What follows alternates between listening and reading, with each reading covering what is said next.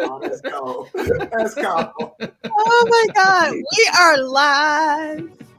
So we are at week 39 of What Did Prince Do This Week? And if you haven't noticed, we're ready to rock. We almost forgot to start this Man, 39. Yes, week 39 and episode number 90. We was pontificating backstage. Yes. All right. So you'll see that we got some guests. Well, actually, you guys aren't guests. We got family. Hey. Hey. We got a key. We got a key. Yeah. Yeah. Right. Key. Right. Yes. So we have the one and only Sheila E. McInnis. We are so excited anytime Sheila is able to squeeze us in. And we have my brother from another mother, Arthur Turnbull, with the amazing, hold on, let me put you on the solo. Show that mug. That's nice. I don't think I've seen that one. The gold on gold. I pulled it out for it is 1984. Something. Remember we got both sides of it? Oh yeah. Yeah, nice. My wife found this. I think in Minneapolis, I think at the airport they were selling this. Very, very, very cool. Okay, all right. So I am just disregarding the whole family. Let's say some hellos.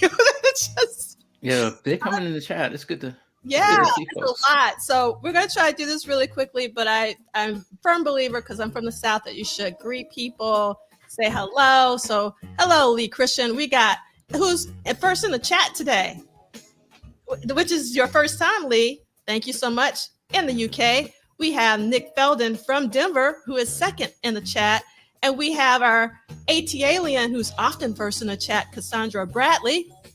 And then, yes, it is a very full itinerary today. That's another reason why we're a little bit late starting, because I'm still not finished, but I did as much as I possibly could with the time that I had. We have Christina from Minneapolis. We're going to talk about that Purple Rain Airbnb that I really want to go to. And then we have Sister Charles from Houston. We have Andre from Detroit. And let's see, Kimberly says, Michael Dean, and I love the 80s throwback photo with Fireball of Laughs. Hello, everyone from West Fargo, North Dakota. Thinking of Cat Glover dancing in the sky above. Love that. Amen. Talk about Cat. We miss her. And we have Real Line, the DJ. Good morning. Yes, rest in power to Miss Cat. She was definitely one of a kind. Thank you so much. Yes, Michael Dean has an amazing interview with her. She was also one of the keynotes for the Love Sexy Symposium. One of the things I'm late on is the accompanying playlist. So I'll make sure that Michael Dean's interview with Kat, as well as the Love Sexy interview, is in there as well. We have Purple Cat Confetti, Breakfast, anyone? Love that. And I still get a kick out of your avatar of friends from the parade tour that we were just talking about backstage. And yes, happy Catterday. And then we have KMS 1984. We have Man Ray 10 sending purple love to all my purple peeps out here. Rest and purple power to Cat. We have Chris Bournet saying howdy to all of us and the Purple fam. And we have Raywin saying rest in peace, Cat Glover. I watched Prince Sign the Times last night, did my tribute to Cat last night. Sign the Times Live is an amazing way to pay tribute to Cat, for sure. All right, here's Ricky. All right. Okay, so Ricky, you got something playing because I can hear it. Sorry. Right. And then I just wanted to come in and tell you hello from the land of recovery. Hey. Show you that I'm doing well. Thank you, awesome. D'Angela. You know what I'm saying? It's good to see you. Arthur, what's up? Good to see you. Thank Brother you. Rick, what's up, Rickster? What's happening? Hanging in there. I'm not gonna stay long, but I just wanted to come in and say hey to you, D'Angela, and everybody. You know what I'm saying? Thanks for the well wishes and whatnot. You're welcome. I'm doing well. Sorry to interrupt. Oh, you're not interrupting. No, we love you, man. We love you, your family. And I appreciate that. Thank you. Yeah. I'll stay for a little while. Go ahead. I'm sorry. But no. Yes, of course. All right. And we have Kim in the house, our timekeeper. And we have Karan. And we have TP. We have Rakabash from Detroit. We have two from the D in the chat, Andre and Rakabash. And we have Tanja all through the night. And then we have April from Tampa. And then let's see. Yes, rest in peace and love to Kat. Greetings, Purple Fam from rest in peace, Miss Kat Glover. And let's see. Okay, Lee Christian said, is there a Darling dungeon in the Purple Rain Airbnb with all the devices that money can buy? That is correct, Lee Christian. Yes. Hi. How are you doing, JoJo? It's so nice to have you in the chat. And then we have Hey Ricky from Nick Felden. And we have a Glad You're Feeling Better, Ricky, from Christina. And we got some hands from Kim. And we got Oshun, bonjour, and what's up? We have Maria from DC, living on no sleep. I feel ya. And then we have one of my favorite names of all time, Heavenly Gains. Good afternoon, Purple Peeps. Much love and appreciation to the realist, Miss Kat Glover. Rest in peace. That is so correct. All right, so I'm going to get through the housekeeping as fast as I can. But before I do, I got to say hello to my heart, Mila Morning. And then we have El Michelle. Yes, shout out to Kat Glover. Rest in peace. Dancing Queen from Chi-Town. Love Sexy and Sound the Times. That's right, El Michelle. And I love your avatar. Got Kat and Sheila. Oh, no, Kat and Prince. I can't see. And then let's get through our housekeeping really, really quickly because we got a lot to talk about this week, like a lot. So I'm so grateful that Arthur and C. Lee were able to join me this week because Michael Dean can't join us this week, but he will be back next week. So we are going to hold it down in his absence. It's always never the same without Michael Dean, but we will continue. All right. So this is week 39. Like I said, What Did Prince Do This Week?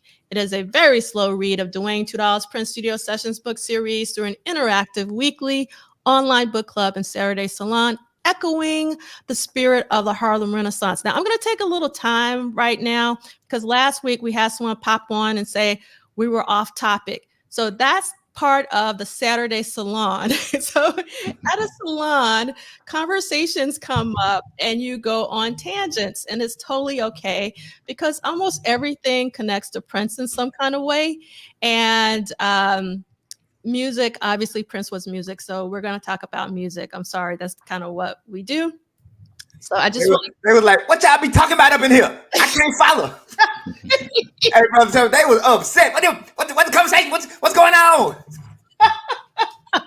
Hey, calm down, man. Calm down. It's gonna be all right. This is kind of what we do. So yeah, this is kind of what we do. So I just want everyone to understand that the and on this is a book club and a Saturday salon, echoing the spirit of the Harlem Renaissance. So just do your Googles, as Michael Dean would say, on what a salon from the Harlem Renaissance is about, and maybe you'll understand what we're doing every Saturday.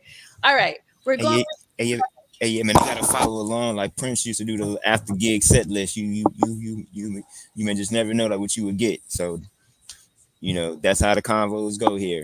You just never know what you'll get. That's right, Ricky. Tell them about it. So we're going week to week, not day to day. One day you'll figure it out. Like it took Celie a year and a half to figure out what that actually meant. But one day the light bulb will go off. What I didn't realize was I could have followed along based on the dates. I was like, that's what got me. Like, oh, the dates. Oh, okay. Because it's like I had to pay for it, but it just hit me like, hey, idiot, these dates right here let you know where they at. So I don't think that makes it any better. I think your way made me seem smarter. The fact that it took the dates for me to realize really showed what an airbrain I was being. All right, back to the show. Yes. All right. So I just want people to know they're not alone if they still don't understand even after that. All right. So you can follow the detailed schedule at this bit.ly link or with this QR code. You do not need the expanded edition, but this is what we are reading here with the one with the blue type. That's right. And that's what the schedule is based on. And all right. I'm getting the hang of StreamYard with almost 3 or 4 years of doing this. These will be archived at YouTube, on YouTube at Polish Solid, not on at M. Dean this week because he's not here. But please subscribe, like, and help spread the word. And our hashtag is WDPDTW for Why Do People Dance This Weird? Again, the name of the show is What Did Prince Do This Week? Because I've heard people go, what did Prince do today? What did Prince do this year? It's like, what? Get your weird dancing on. Get your weird dancing on. Yeah, get your weird dancing on. That's right. And because we're about to embark on the Purple Rain tour, I'm sure a lot of you have tickets, photos, anything you want to share so I can put it in the slide deck, or even if you want to come on and talk about your experience, particularly if you remember, because I'm having a hard time with my memory sometimes. I really appreciate it. So just email us at wdpdtw@gmail.com. And again, the estate of Prince Rogers Nelson is not affiliated, associated, or connected with the What Did Prince Do This Week book club series. This is an independent endeavor. And we obviously can't start talking until we have already started in the chat. Thank you so much for all the action in the chat, for all the cat love. I can, be like uplifted, like I'm in a really good spirit today because it's been some days. And for me, Kat just exuded energy and positive vibes. And she was a firecracker, a fireball. She set this world on fire like nobody else could. She was again, Scott Wood says you should not get into personal tastes. But I will say, for me, she was the best dancer Prince ever had.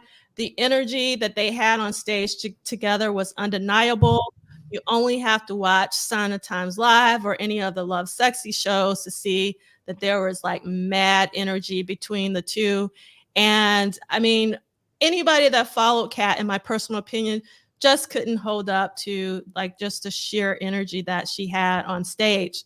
So I want, each one of us on the screen to talk a little bit about what Kat means to you. And also she was just really just a beautiful soul. And I remember seeing her for the first time. Well, I mean, obviously the first time I saw her was on the Sign of the Times single that everybody thought was Prince, which didn't make any sense, but we won't go there. But the first time that I actually saw her in movement was actually in Sheila E's Cuckoo video. And it was just like really amazing to see her, do her moves, and then being able to see her live for 2 shows of at the Omni in Atlanta, GA was just like really phenomenal because my heart was broken that the Sign of the Times tour did not tour the States. So we had to suffice with the Sign of Times Live, which is amazing. So I'm not complaining. But at the same time, it would have been really incredible to get Sign of Times Live and a US tour. But we probably would have never gotten Sign of Times Live if he would have toured. So, I don't know. So let's start with Arthur. What do you want to say about Kat? Well, so I think one of the greatest things for me about Kat is that she was a dance partner for Prince, and Prince needed somebody to dance with on stage, and it gave him, I think, an outlet, certainly someone to play off of, and to hold the attention of the audience while maybe he could pick up an instrument, put down an instrument, go off stage, come back on. And someone that provided the same level of energy that he was required to provide as, as the headliner, as the one that everyone's focus is on. I was fortunate to see her during the Love Sexy tour in Oakland, California. And then I was very, very fortunate to see them at an after show at the Warfield Theater in San Francisco, and to see the dynamic of the theater production of Love Sexy, the in the round stage, and have that crushed all the way down, to a bite-sized component on a stage of a theater where they were playing some of, but not all, but some of the same songs, and have those arrangements, stripped down. But to also see Kat featured, in the same way, with a much smaller crowd that was way more interactive than the arena show, because, in a smaller stage, you can actually hear people, you can actually interact with people that are on the stage, and she was very, because for that Love Sexy band, for a lot of the musicians, that was a hometown show. And the energy was really, really electric, at the Warfield. And there was so much love and exuberance shown, particularly for Kat. And I think that was indicative of what we saw in the film, the way that Prince presented her as a partner in a lot of the Sign of the Times promotional material. And not to go there where you're talking about with how some people thought that she was Prince on the back of the Sign of the Times 12-inch, but just her presence on the Sign of the Times 12-inch by itself, having a clear demarcation that this was the end of the revolution era and a beginning of something new, was a lot to Prince fans that did not have the social media component where you would, easily get an image to, millions of people, in a short amount of time. I mean, from my experience, there were some record stores in Berkeley that I would frequent a lot, and one in particular would always feature European subway posters. And Lee Christian definitely knows what I'm talking about, but I don't know the dimensions, but I mean, they're just huge, huge, huge, huge. And they'd be adorned along the walls of Rasputin Records.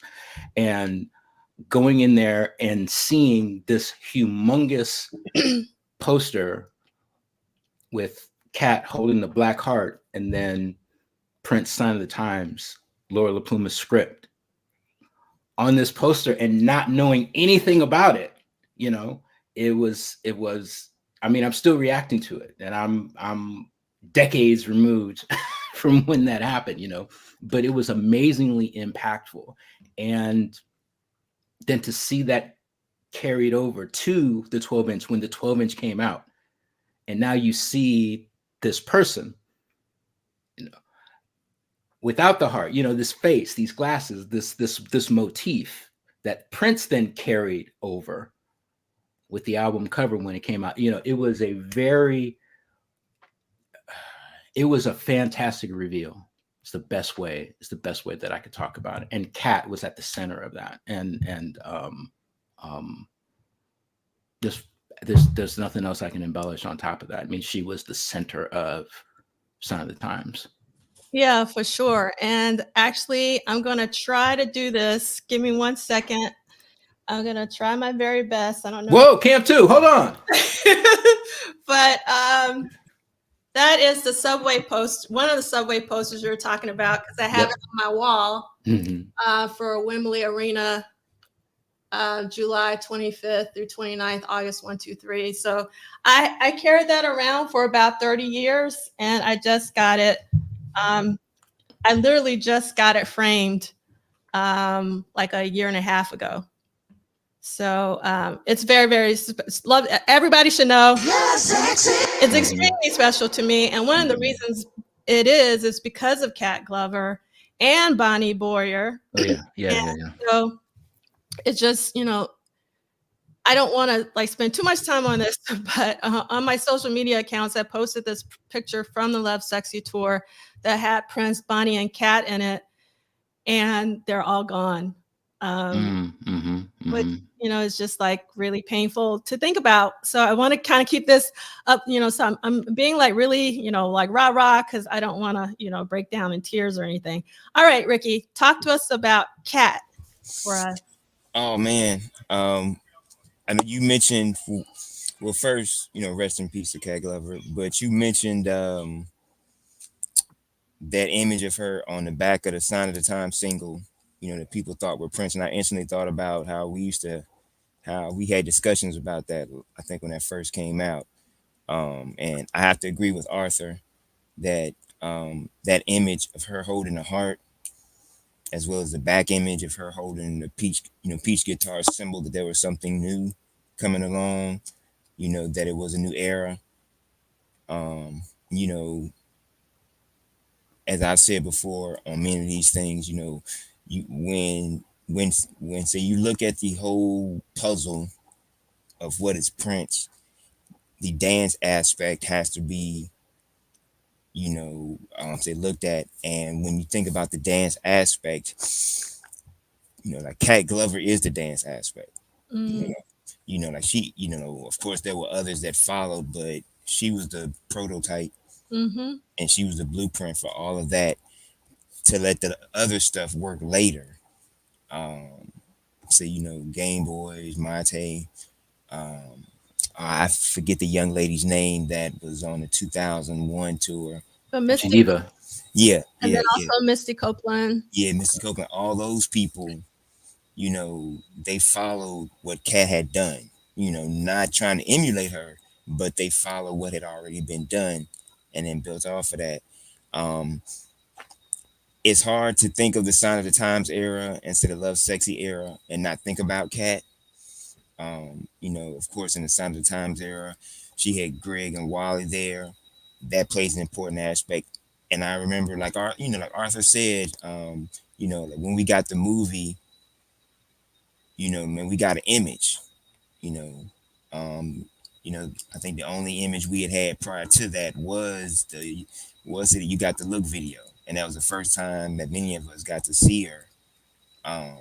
You know, and then of course we'll say the movie, we got to see more of what she was about. It's hard to think of It's Gonna Be a Beautiful Night, you know, man, without her doing her cat scratch dance, you know, man, that everybody used to get all hyped about. And just, you know, like that's just my take on it. Like, you know, like when I look at or man, think about, you know, Prince and his career and just the totality of it. You know, when you think about this era, you know, like I guess that Sign of the Times era through Love Sexy, you know, Cat is included in that, just like the rest of the band members are. You know, like when you think about the band members and certain people that played with him, you know, you got to think about certain people that danced as well. Because I know there's a big Prince dance community of dancers, just like, you know, there are musicians that follow or, you know, appreciate Prince, you know, Prince's band members. There's a dance community that appreciate Prince's dancers. You know, and they're out there. And so, you know, shout out to those people as well, you know, because just like, you know, like I'm, you know, like, you know, like, you know, I'm a musician. So, you know, I gravitate to like the musicians, and I celebrate those musicians that played with him and all those things. There's some dancers that celebrate the dancers that dance with Prince. And so Cat is, you know, Cat was the numero uno of all of that. And so that's just what I remember. Like, you know, I think very big part of our youth. So, you know, like when we look at those eras. And so I'm glad that I got to see her live on the Love Sexy tour at the Omni, just like you, in say Atlanta. Um, you know, I think back to the Love Sexy tour book, you know, with her pictures in there and all that type of matter of fact. I think I bought a Cat poster from that tour. You know, and all of that. So that's just my memory of her. And so, you know, and I think as man, we celebrate Prince and celebrate, man, his eras. Man, let's celebrate those people that, helped make those eras what they were. And she was one of those people. And she's a very, vital piece to the puzzle. And so that's all I got for that. Thank you, Ricky. And Celie, take us home. Come and dig the cuckoo world. Rumors had us at least because the leaders got bored. New dawns with the same. Keep needed to kill. That's the cat I'm going to remember. Sex Symbol is my favorite Sheila E album, but Cuckoo and Honey Man, them my two Sheila E jams, and Cuckoo with Cat. Oh my goodness, what? Yes!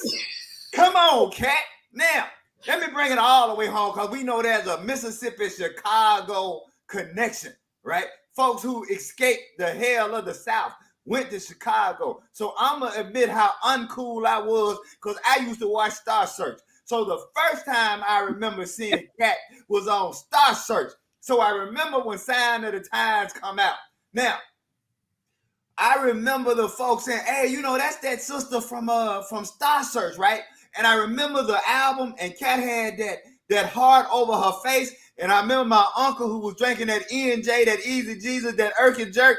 He looked at me and said, man, what's wrong with your boy Prince? He done gone and got himself some breasts. What's up with that? And I said, what is that? No, that ain't Prince, uncle. And then I went to see Sign of the Times at the Dollar Movie down from Jackson State behind the subway. I saw Sign of the Times 60 times in 30 days. By the 20th day, dude stopped charging us for the money. By the 30th day, he stopped charging us for the popcorn. And there she was, big and bold as life, pimping down, coming in. You see the Sign of the Times, and you see the drums come in. And over Prince's head in that silhouette, what do you see? One of the baddest sisters you've ever seen in your life. Now, let me make it clear, because we got to stop making blackness narrow. Right, I was almost tricked into saying, well, Cat was Prince reaching back to black. Prince didn't ever reach back to blackness because Prince never left blackness. Cat was just a reminder that Prince was every shade of black. Remember, we were told that he wanted to do this earlier.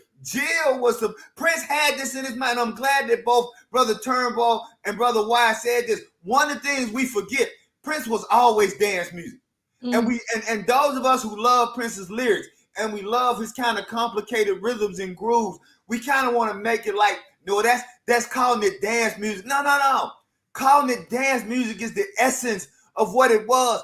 Prince came from the core of dance music. And so to have Cat re-injected into the band was re-injecting Prince's understanding that the core of music and black music is movement and dance. As Prince said, as we're going to talk about, Prince said it's the silence between the notes, the space between the notes that determine if it is and it ain't funky. Now, I was one of them people, even though I was into the lyrics, and I'll end on this, even though I was into the lyrics, I never lost my mind about the sexual stuff because I always understood that Prince was using sex in the reverse way. While other people were using things to discuss Prince was using sex to discuss the neurosis of the human condition.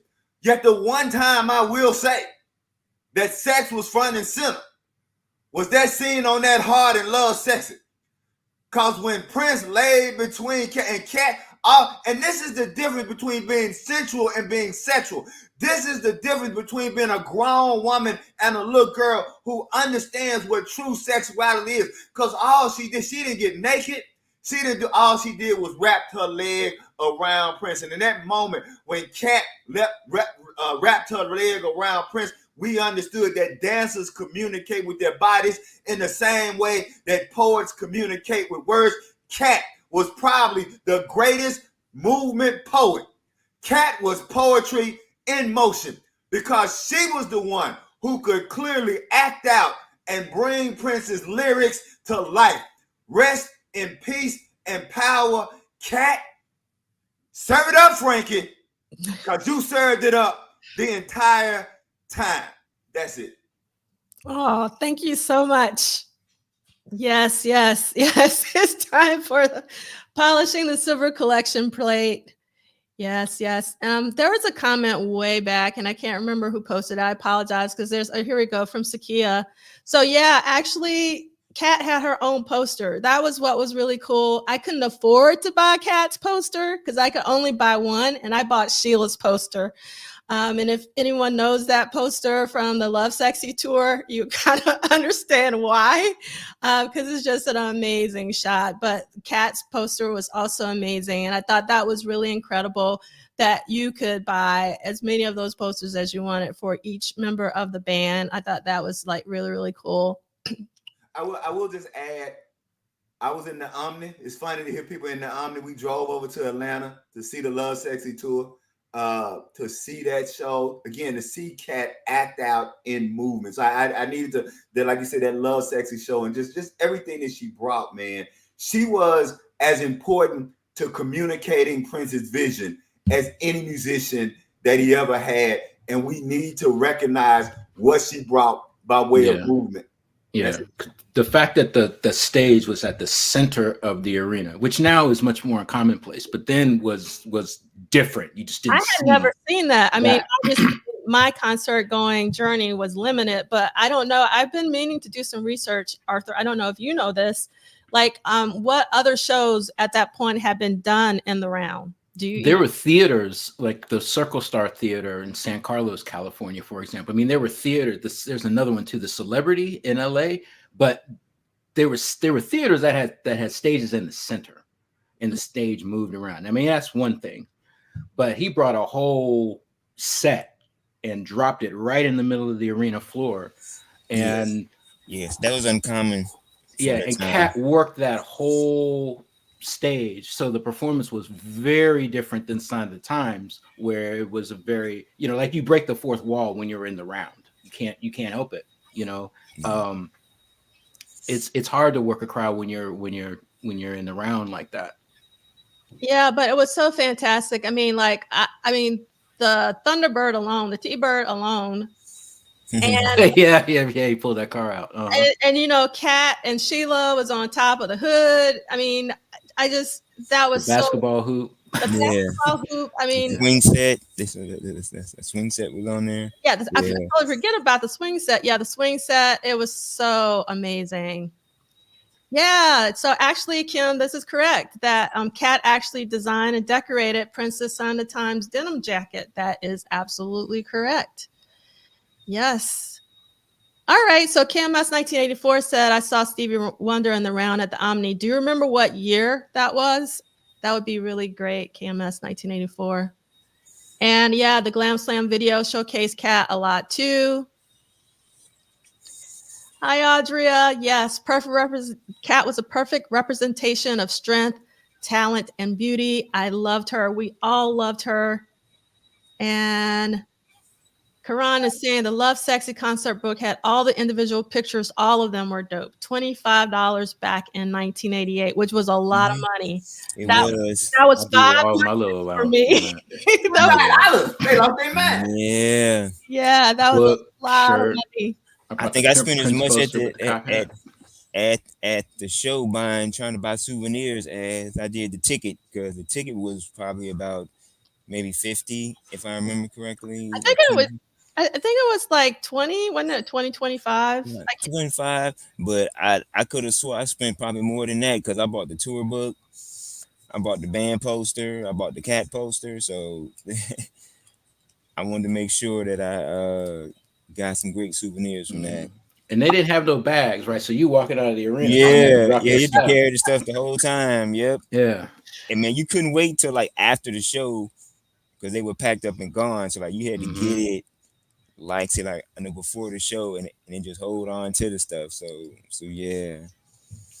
Those were the days. And I think that Kat also represented, as we know, Prince often would have different muses and different visions about the women, right? And women would play different roles, right? They could be his salvation, they could be the succubus, they could be the tormentor, right? And Kat was one of those people who could be everything, right? She could be both central, but she could be your homegirl, right? She could be the dude who could punch you in your jaw, right?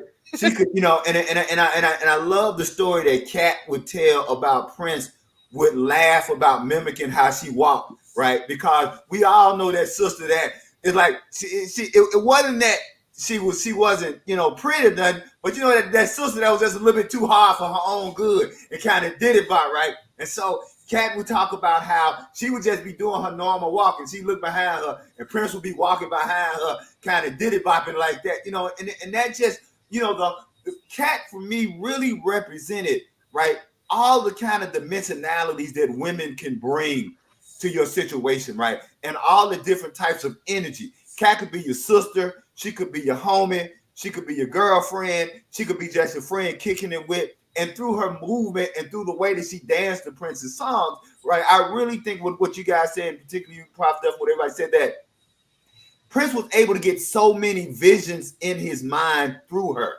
right? Mm-hmm. Through the way that she could be in dance, right? She could be, you know, the succubus or the hot thing or hot thing, right? But then she could be this really kind of innocent thing who could help lead the narrative in Forever in My Life, right? She could be the angel, right? At the beginning and ending of Love Sexy, right? But she could also be the chick running him crazy in Bob George. So you just think about like the range that Kat was able to articulate and through her bodily movements, right? That tells you how in touch she was with herself, but how she also understood everything that Prince wanted to know. And I'll say, I'll end on this. For me, she was the fan who became the band member. Mm-hmm. And I want people to understand she was a band member. She wasn't some trinket. She wasn't some over to the side. Kat was a member of the band, and we need to regard her that way. I'll shut up. So actually, I'm so happy that you said that, because I think one of the reasons why she was my favorite Prince dancer, and again, this is my opinion, and I have to stress this because everyone always comes with, you forgot about this person, you forgot about that person, how dare you, blah, blah, blah, blah. What about chocolate ice cream? Yes, what about chocolate ice cream? So for me, Kat was the dancer that really connected to Prince's music. Meaning, like, you could tell that she was being moved by Prince's music, and her dancing was versatile, meaning she didn't do the same thing over and over again because she was connecting to individual songs. And, you know, when I look at her, just when she's moving on the stage by herself, it's really fantastic to see how she connected to the music. But then when she and Prince would like move together, I mean, it's nothing like it. I mean, it really isn't. And, you know, I personally, I love Prince with the Game Boys. Like, they really pushed him athletically. He was doing moves. And he wasn't a young cat when the Game Boys, they were really pushing him. He wasn't no spring chicken then. No, he was not a spring chicken, but he was keeping up. But I feel that's a little different from the synergy that he had with Kat, because like with the Game Boys, I know they had to rehearse probably. That's one of the questions. I've never actually talked to Tony M or Damon Dixon, but one of the things I would want to know is, how often did Prince actually rehearse with them in terms of dancing?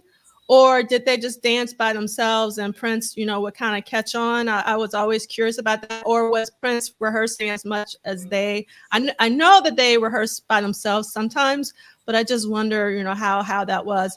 But like for me, Kat really embodied Prince's music the best. So I just wanted to say that. And then also there was a question in here. There's so many comments. So many great comments. Thank you all for making the chat just light up. Thank you so much. Yes. And I want to give a thanks for Baby Love. Please get the likes up, particularly for this particular episode, because I want people to know how much Kat Glover was loved. So if you don't usually like an episode, just please like this episode for Kat, because we want more people to know how amazing Kat was. And let's see, El Michelle is saying, loved how Prince with Kat and Sheila hanging on the car hood, driving off stage, singing. Yeah, sexy. Yeah, but it was like love sexy. You guys know that. And yeah, and then we got Just Rules. Cat was definitely the real life Catwoman in the flesh. That sister danced for all the planets to feel. On top of that, beyond beautiful woman she was. And yes, thank you so much. So one of the things someone had posted back, Cat did release her own music, like when she left the Prince camp, and the single was Catwoman. And there's even a video. So I'm going to add all of that to the accompanying playlist once I post it, because I'm a little behind because so much was going on this week. And was it, I think the video I also remember, was it Angel? She had another song. I think it was Angel. I'm Your Angel with a guy. Yeah. Mm-hmm. Yeah. So I always like that song with the guy. I forgive me for not remembering the guy's name. But yeah, if you guys find that other one, it was I'm Your Angel or Angel something like that. I really like that one as well. Yeah, I love this too, Mila, that part when they're mirroring each other, pumping up on the fence. That is my favorite moment in Sign of the Times live is Hot Thing. And like when Prince is on the organ and he's like right before they get into it, it is so amazing. And yes, of course, Cat was definitely from Chi-Town for sure. And okay, thank you so much, Zakia. So Zakia saying Tony said he would watch and find his parts and jump in. He made it seem like Prince had a good memory and would just fall in, and then they would practice that. Awesome. All right, so we have more Cat. We're not done yet because she deserves all her flowers. And speaking of flowers, I am so elated that I was able to give Cat her flowers back in 2018 at NYU Tandon in Brooklyn for the Love Sexy Symposium. Cat was on stage with Dr. Fink and Ingrid Chavez. I have to get a mad shout out to Dr. Kirsty Fairclough, who put me in touch with Cat's manager, who is Haley Drinkall, and Haley connected me to Cat and got her to New York City. I didn't know if it was going to happen because sometimes just things fall through. So I am forever grateful to Kirsty Fairclough and Haley Drinkall for making sure that I got connected to Cat, and a mad shout out to Cat herself for actually coming to the symposium. So I highly recommend that you actually go to the website, or if you're on Twitter or on Facebook and you go to Erica Thompson's timeline, she had the best angle for when Cat entered the stage.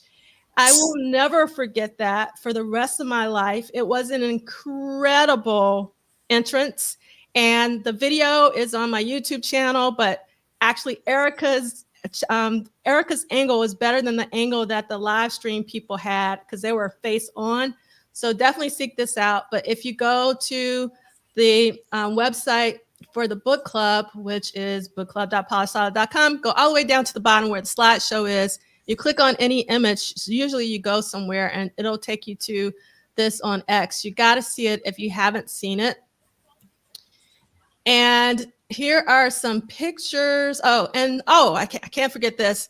So another incredible thing is that my triplet, Camila Cummings, gave a presentation about Cat. But wait a minute, Cat was in the audience listening. Oh, wow. To someone do a presentation about her. That's dope.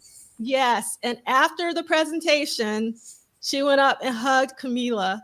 And I just think that is so special because I've had keynotes come to other symposia, and that doesn't mean that they're for the entire time. They usually come to their keynote portion and they don't hang out. But Cat did that, as well as Jill Jones did that with the triple threat. And also on Jill Jones on the live stream for the entire 3 days, or 2 days, however many days we did for the Dirty Mind 40, Graffiti Bridge 30. And that is nothing to sneeze at, because people who present, like my friends, don't even attend the entire symposium sometimes.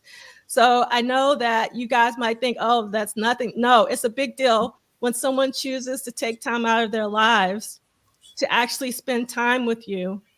And I was just so grateful that she was able to see that we loved her. And here is one of my favorite photos that I've actually never have shown before. I have a lot of photos that I haven't shared. And this was like in the lobby, and I love the shot of Kat. It just like shows how amazing, like she was gestural just in taking a photo. Like you can tell that she's a dancer. And this is me, Kat, and my mama. This is a photo I'll always cherish. And I have this for Kim, my timekeeper. I hope Kim is still here. And I will send these pictures to you because I don't think I've ever sent them to you. And yes, Audra's presentation was incredible. Yes, Kim, Kat hung out and participated. Like you can see, so many people took photos where they were able to take photos with her. And yes, you can just see her energy. So, oh yeah, so I knew you would still be here. So that's so great. So I have several shots of you and Kat, and I couldn't decide which one I liked the best. So I just put them all in. And we had Scott on last year, Scott Bogan, and Scott posted a different photo on Facebook, which is incredible. It's not as like his photo, the one that he posted is better than this one, but I still love the energy in this one. And you can kind of see the love that Scott had for Kat just by how he's smiling. And I also just want to shout out everyone who came to the symposium. We all dressed up in polka dots. And some of you were able to hear Kat's commentary when we watched Sign of Times live. I wasn't near Kat, so I didn't hear Kat's commentary, but I heard from a lot of you that you heard Kat's commentary while we were watching Sign of Times live. I was near Dr. Fink, and Dr. Fink was explaining everything to his wife. I was sitting right in front of them, so I heard everything he said to her. So I had my own commentary. And then there were others still who were sitting next to Ingrid and had some commentary from her. And so, yes, Tanja said the commentary during the Sign Time screening was priceless. Kat sat right behind me and Harold Pride. We were cracking up. Yes. And KMS 1984, as a Black woman, it made my heart sing to see her center stage. Yes. And all right. So that's our tribute to Kat Glover. There will never be another. There can be only one, if you know anything about Highlander. And she will live on forever in our hearts. And I'm just so grateful that we have her moving image recorded on film for Sign of Times Live, my favorite concert film of all time, as well as the Love Sexy shows. And we can't forget for Celie, the Cuckoo video. Yeah. I have to ask D'Angelo, like everyone spoke about, I know how they felt about Kat and you shared, but I know you from when we first saw the image of her. And then, what's it like for you to kind of go from, we were 15, 16, seeing that image, kind of wondering, and then seeing the film, and then seeing the tours, and then you actually got to meet her. How you been holding up with that? Because I know, from whence it came, and so I know it probably was, I know meant a lot to you, like when you met her in 2018, for her to be there, to kind of see someone that we had, kind of watch from a distance as fans, and then you got to kind of manifest that into like reality. So like, how you been dealing with everything? I'm gonna be honest. At first, I was extremely sad, and I'm getting a little emotional now, which I really didn't want to. But I mean, Kat meant a lot to me. But one thing my grandmother always told me, my grandmother says, if you did what you were supposed to do, when someone passes, you're good. And so because I was able to give her her flowers while she was alive, I am so incredibly grateful that the universe conspired and made it happen. And the reason why this is an important point, I have asked lots of people to participate in the Prince world, meaning the Prince associates, to participate in the symposia. I'm only a small person with a very small budget. I'm working with small budgets. I can't offer a lot. And so, some people have just flat out said no, for various reasons. And Kat did not say no. She said yes. But even though, sometimes people say yes, things happen, because she was all the way on the West Coast. We were all the way on the East Coast.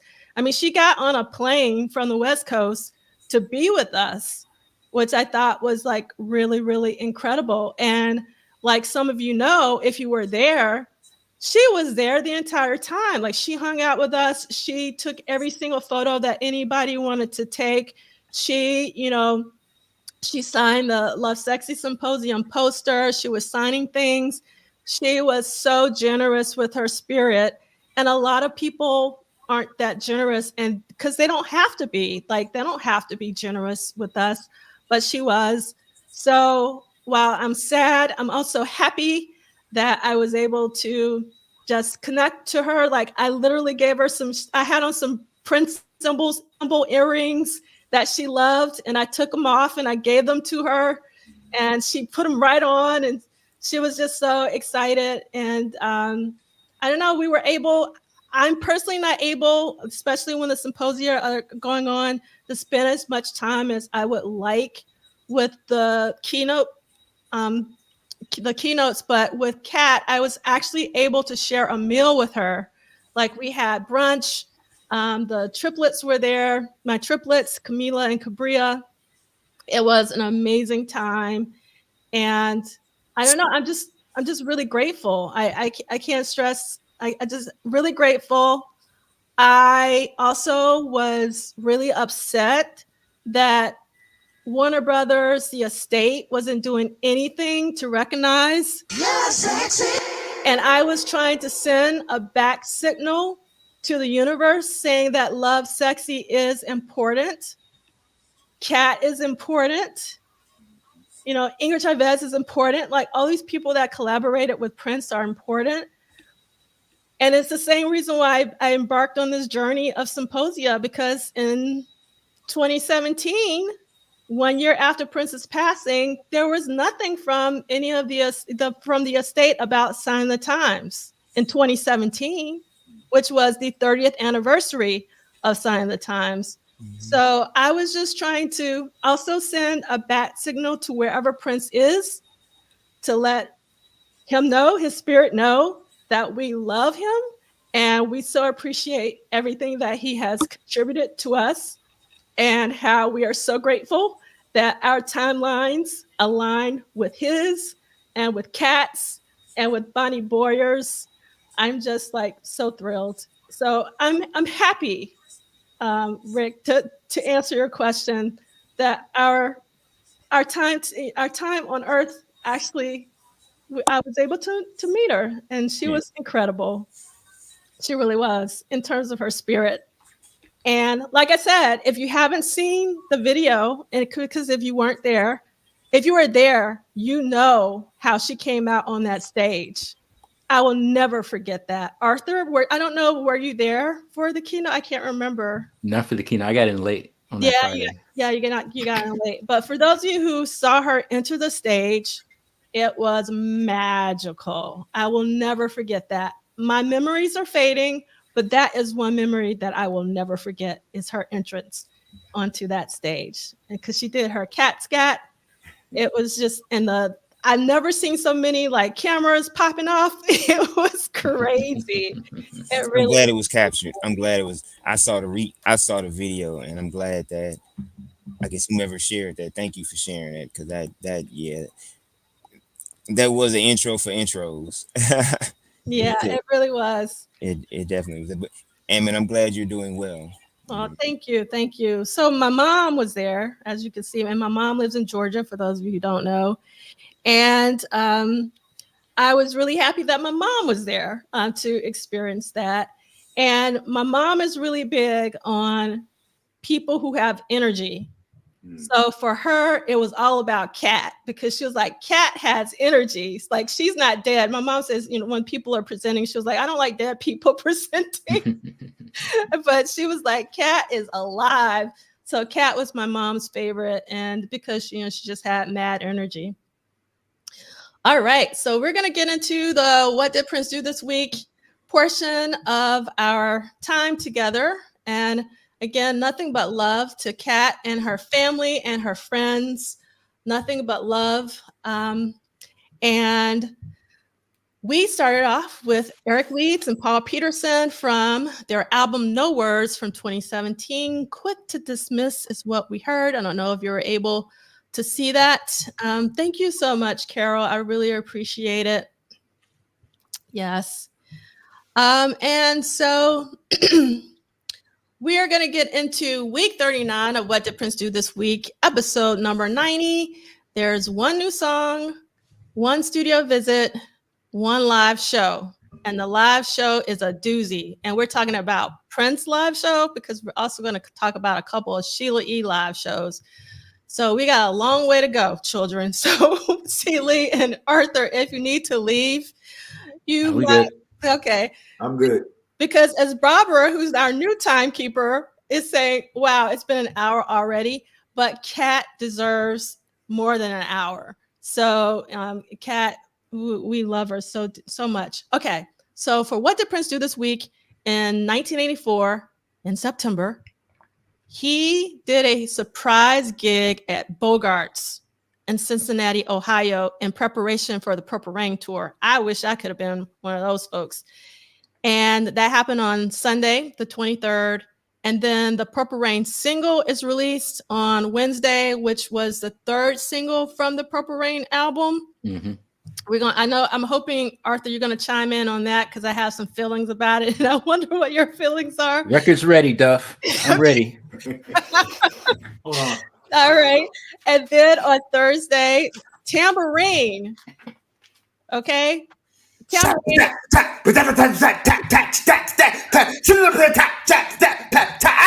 right, that's enough.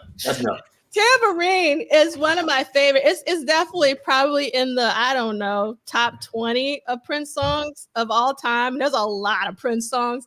Tambourine has a very, very, very special place in my personal heart. Okay. Again, my heart, nobody else's heart, but my heart, Tambourine. And I want to let everybody know that Tambourine does not have a U in it when it comes to the Prince song. No U in Tambourine for the Prince song. And then we're going to talk about Our Destiny, which is a very important song to me. For actually, now I can't believe you were meant to be here for a reason, Arthur. So, do you remember when we saw the Revolution? Oh, I remember. And we looked at each other. We were like, wait a minute, that's Jill. Yeah, I remember. Sorry, tell a story. Yeah. So Arthur and I went to one of the Revolution shows at First Avenue, what I call post-Prince, and we were upstairs. Questlove was spinning. We were talking, having a good time, listening to the music. All of a sudden, Our Destiny comes on, and me and Arthur, we look at one another and we go, that's Jill. We had never heard that version before.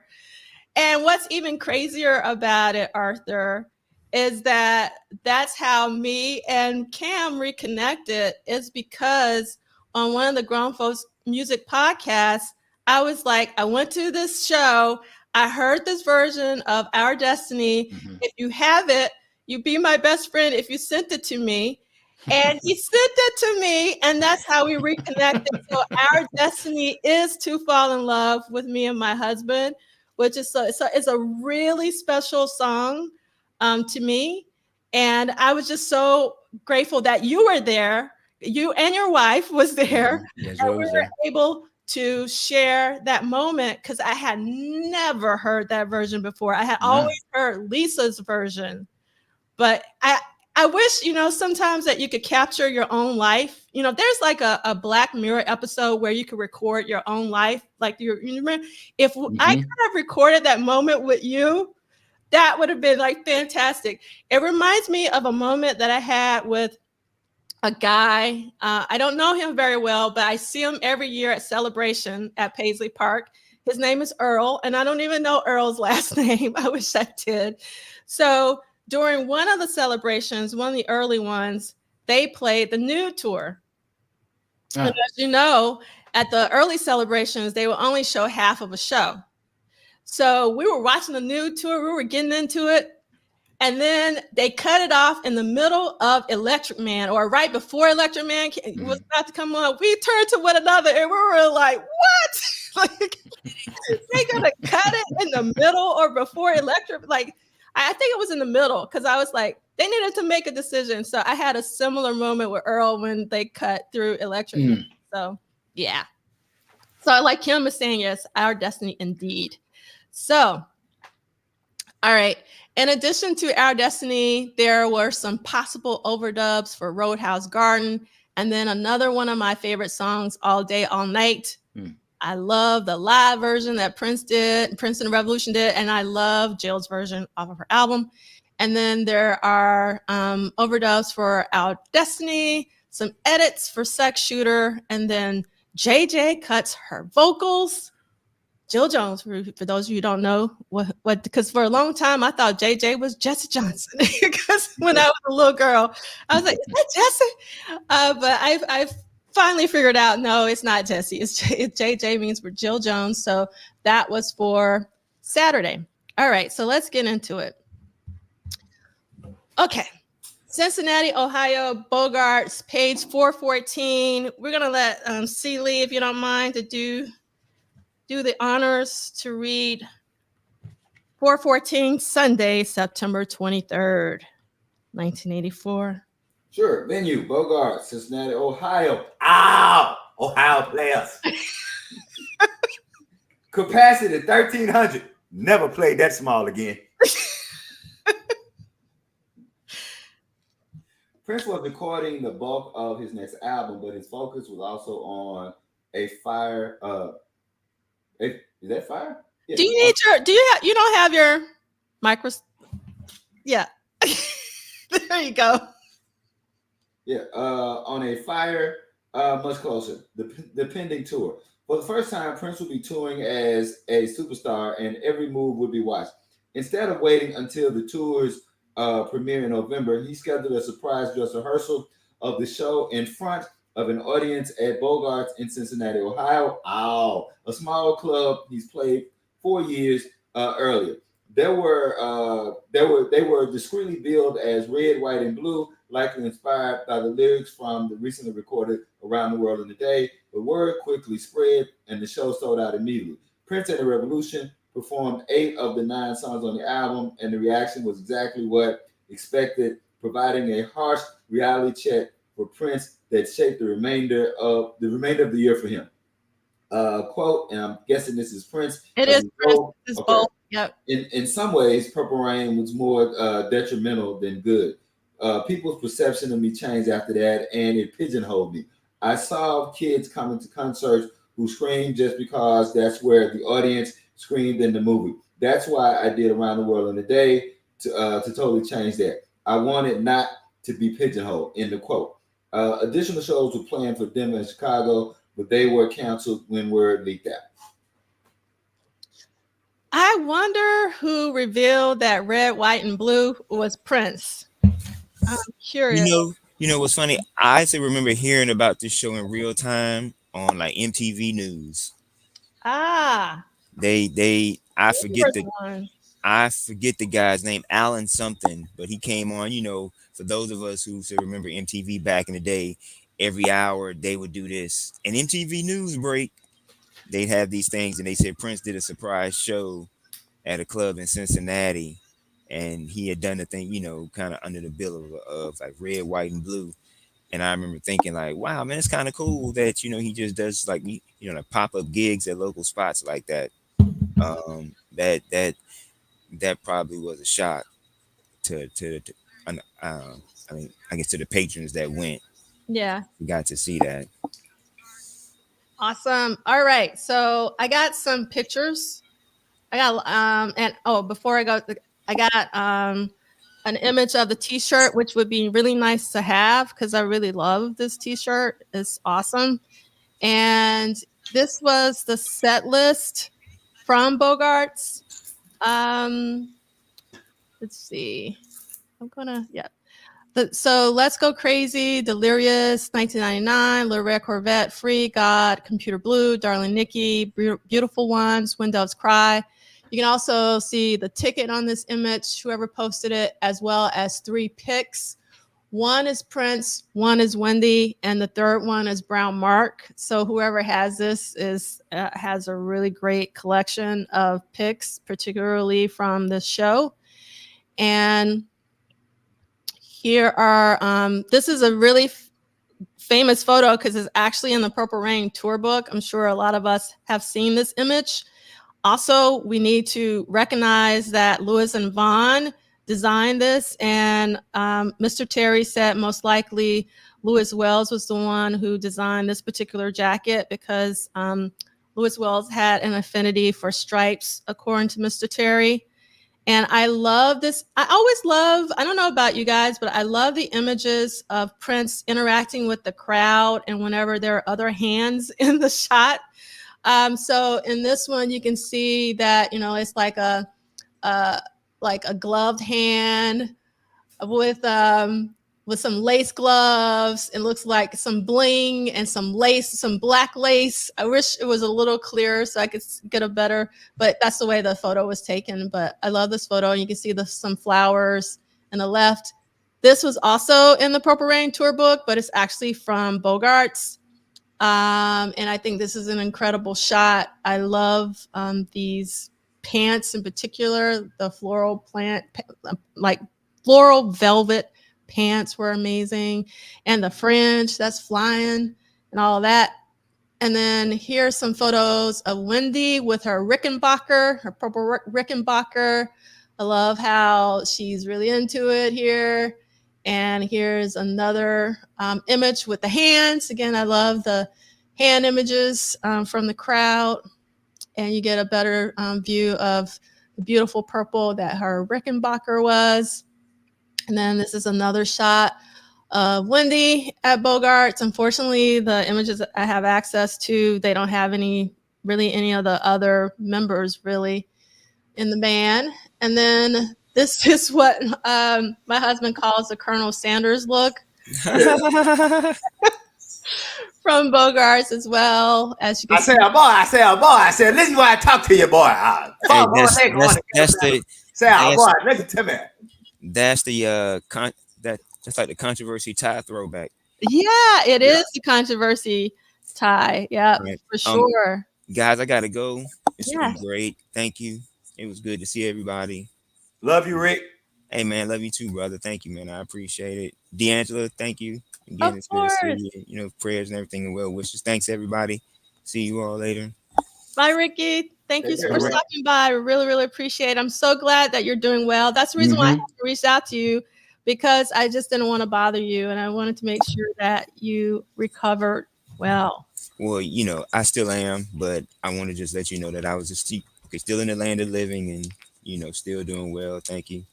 And I appreciate it. Thanks everybody for the well wishes and whatnot. So you guys, keep it moving. Thank you, Ricky. All right. Talk to you. See you soon. All righty. All right, bro. Bye. All right. And in addition to the Colonel Sanders look, we got one more Colonel Sanders look, but I do like the throwback to the controversy tie for sure. And this is another shot with that jacket. And I love this shot. I don't know why, but you can see a little bit of Bobby Z to the right with his drum set. It's kind of hard to make out. I love, love, love, love this shot. That's cool. Yeah, this is a cool shot. You can see more of the flowers, and it looks like it's a purple cord coming from the microphone, which is kind of cool, especially back then. You like to have a purple cord for your microphone. It's super rare. And Prince looks like he's ready to do battle, meaning in a good way. Like, I got this. I just love the expression on his face, like, I got it, like what James Brown would say.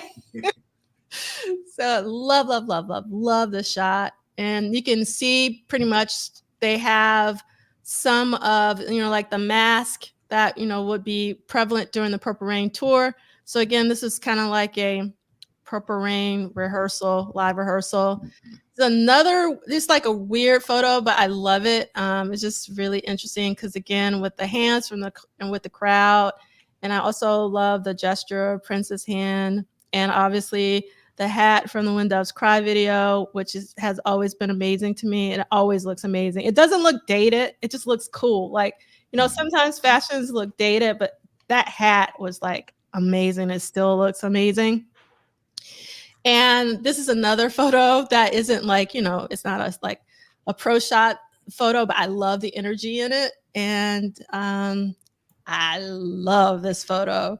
So you got Billy Sparks looking at his watch. It's incredible. And there's also Jerome over to the right. So yeah.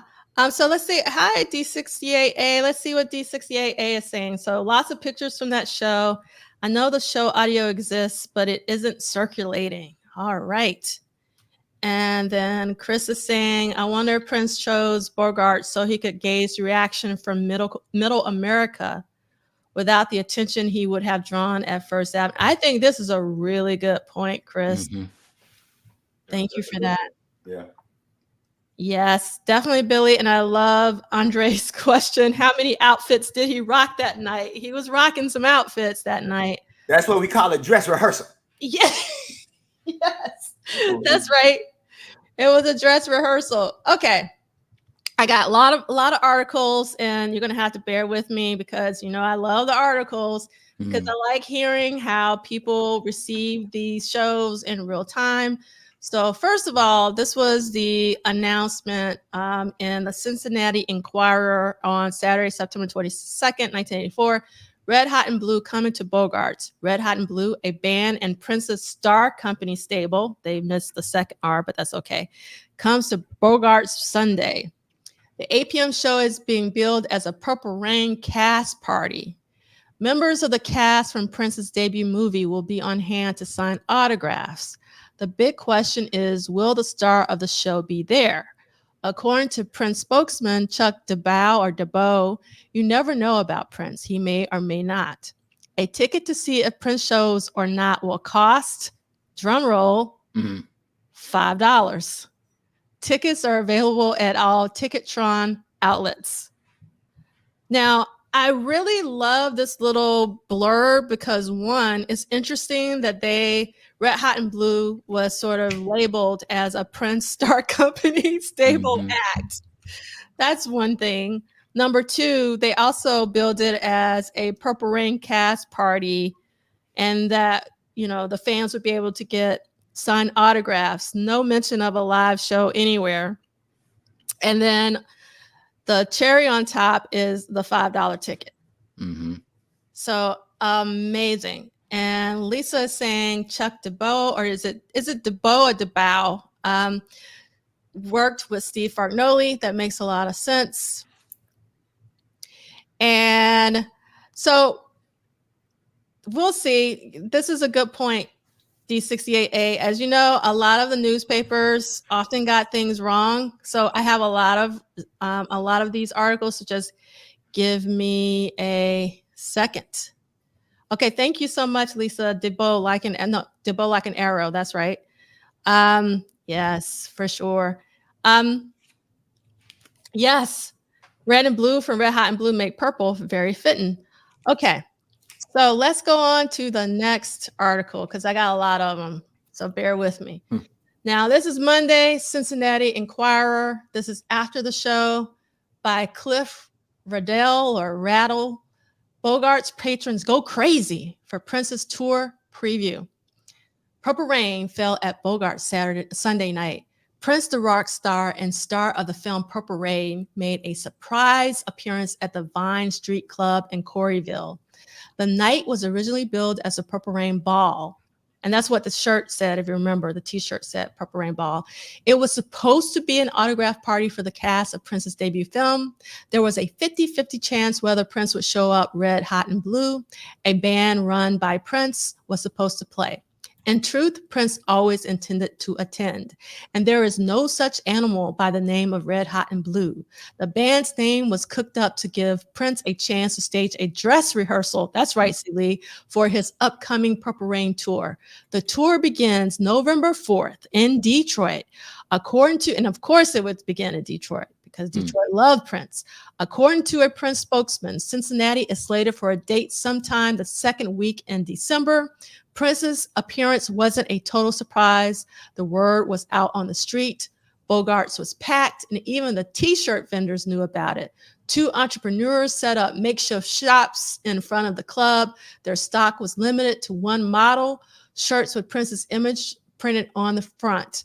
Prince made his entrance shortly before 11 p.m. His 5-man band, The Revolution, also was on hand. After an introduction, which began, "Dearly Beloved," Prince launched the first song, which was "Let's Go Crazy," also the first song from the movie Purple Rain. "Let's Go Crazy" was an appropriate choice, for when Prince made his appearance, the crowd, which had been dancing cheek to cheek and shoulder to shoulder, was suddenly hopping on tables and leaping on chairs. All right, I'm not done. Cincinnati Post, also on Monday, by Larry Nager. Look at that picture they use. Yeah, I love when they do that. It just like really, like I don't know why. I just like the photos to be era specific, or at least they could have used like a 1999 like photo. I don't know. That's just me. Okay, I'm gonna stop. Rumors were building for days. Prince, rock's hottest and most enigmatic superstar, was coming to Bogarts. Inside the Coreyville Club Sunday night, a capacity crowd of 1,300 Prince fans, flamboyantly dressed in everything from foppish Edwardian formal wear to baggy breakdancers' outfits, packed the dance floor and waited. Would the notoriously reclusive Prince, who can sell out any giant arena in the country, appear unannounced in a small Cincinnati club? At 11 p.m., the crowd's deafening roar supplied the answer. Silhouetted from behind by a giant searchlight, Prince 26 and his 5-member band, The Revolution, launched into "Let's Go Crazy" as the crowd obeyed, becoming a seething mass of waving arms and moving bodies. The heat and crush of the crowd caused a few concert goers to faint, but no serious injuries were reported. Most of the audience happily danced and sang along, while Prince, accompanying himself on guitar and piano, performed material from his semi-autobiographical film, Purple Rain. Prince also debuted a new song, "God," and sang some of his older hits, including 1999, "Delirious," and "Little Red Corvette." His penchant for flashy gold, silver, and purple clothing was displayed in more than, this is for you, Andre, in more than a half dozen costume changes. He ended up throwing most of those clothes to the crowd, bumping and grinding his way through the show. Prince was at his most outrageous, writhing on top of a stack of speakers, we know that very well, pantomiming his X-rated song, "Darling Nikki," including a 25-minute break. What? That's crazy. Got 25-minute break. Never heard that before at a Prince concert, which often mirrored the performance footage in Purple Rain, went on until 12:45 a.m. Prince's Bogarts appearance, billed merely as the Purple Rain Ball, served as a dress rehearsal for his upcoming Purple Rain tour. The Cincinnati show, Prince's first live concert since the film's release, will be the tour's only sneak preview. Chuck DeBow, Chuck DeBow, marketing director for Prince's management company, Cavallo, Ruffalo, and Fargnoli, said Sunday night at Bogarts. The tour is scheduled to begin November 4th with seven sold-out shows at Detroit's 20,000-seat Joe Louis Arena. The top ticket price for the Detroit concerts is $17.50. Tickets for Prince's Bogart show were $5. DeBow said 2 other surprise Prince appearances had been planned for clubs in Denver and Chicago. These were canceled when word leaked out. causing potential safety problems for both Prince and the audience. DeBow called the Bogarts show an absolute success. And Prince, whose full name is Prince Rogers Nelson, last appeared in Cincinnati at Riverfront Coliseum, December 12, 1982. That would be for the 1999 tour, drawing a crowd of more than 12,000.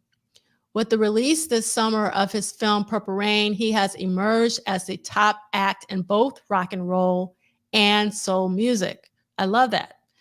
Purple Rain, showing locally at Showcase Cinemas, has grossed more than $53 million worldwide.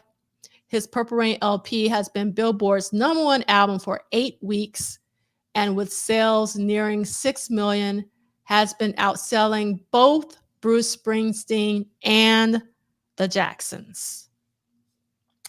This article kind of packed a punch. It had a lot of facts in it. And this is the last one. And then if Sheila and Arthur, if you guys want to say anything, just let me know. This is the last one, I promise. So this is from the Pharaohs Tribune from Tuesday, September 25th, which is from Indiana and not from Ohio. Rock star Prince gyrated on stage singing Let's Go Crazy, and the 1,300 people who packed the Cincinnati club followed orders. It was a surprise performance, Prince's first since the release of his hit movie Purple Rain. I love that they made that distinction, that this was his first live appearance since Purple Rain. The audience was at Bogarts Club Sunday for a Purple Rain autograph party and show by Red Hot and Blue. Deafening screams shook the club when Prince and his band, The Revolution, burst on stage and broke into Let's Go Crazy. He played for nearly 2 hours, writhing, gyrating, and throwing most of his gold, silver, and purple clothing to the crowd.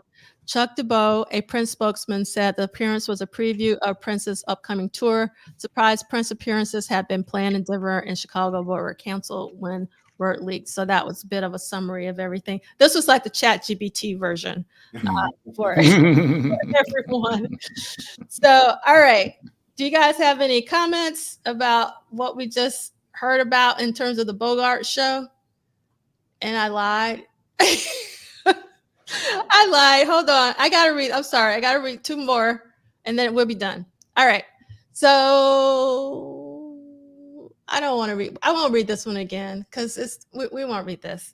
But I will show. I want to show one thing. We'll start talking. Let's read this one. I'm so sorry. So this is by. No, we won't read that one. Okay. I really wanted to show this image though from the Detroit Free Press, and the title of this is "Someday Their Prince Will Come." Donna Perry, 14, left, and Mary Bentley, 18, both of Detroit, walked through a light rain Sunday along Washington Boulevard on their way to buy tickets for an upcoming concert by Prince at Joe Louis Arena. And this was printed on Monday, September 24th, 1984. This image says so much and communicates so much. One, I love that it's like 2 Black girls going to get Prince tickets because that's close to my heart. I would have been 13 at the time. So I'm very close to Donna in age. I also love that it's raining. I also love, I'm going to teach my first Prince course at Clive Davis in the spring. And I'm going to show this photo because I don't know if young people understand that we literally had to stand in line. We had to stand in line, sleep outside, sleep overnight.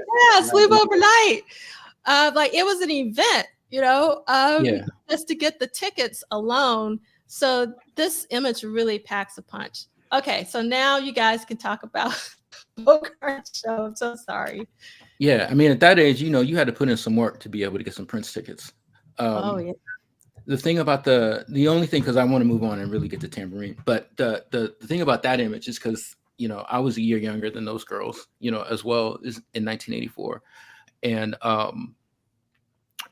the blow up that was happening, relating this back to the Bogarts dress rehearsal, but the blow up that was happening was we're 2 months past the release of the Purple Rain film, so Prince has just been shot out of the cannon, so to speak. So the club shots of both brown skin hands and White Skin Hands, you know, was not different, but a microcosm of what was about to happen once the tour happened, you know. I think that, I don't know if, I doubt that that was his first dress rehearsal ever or anything like that.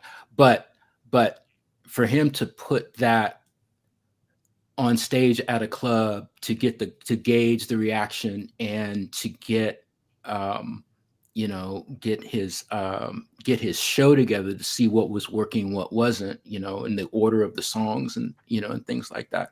I think it was, to the other commenter's point about keeping it Midwest, and not in, you know, a much larger city like Chicago, but get it out of Minneapolis was a really, really smart move. And I so wish that Steve Farnolli was still alive to be able to talk about those years and what that planning was like, to go from, you know, 1999, which was already a successful period for Prince, but to then do that on the order of magnitude of, like, you know, 10 million for what happened with Purple Rain, on how to manage, you know, all of that. Yeah, it's just, I'll shut up, to quote Celie.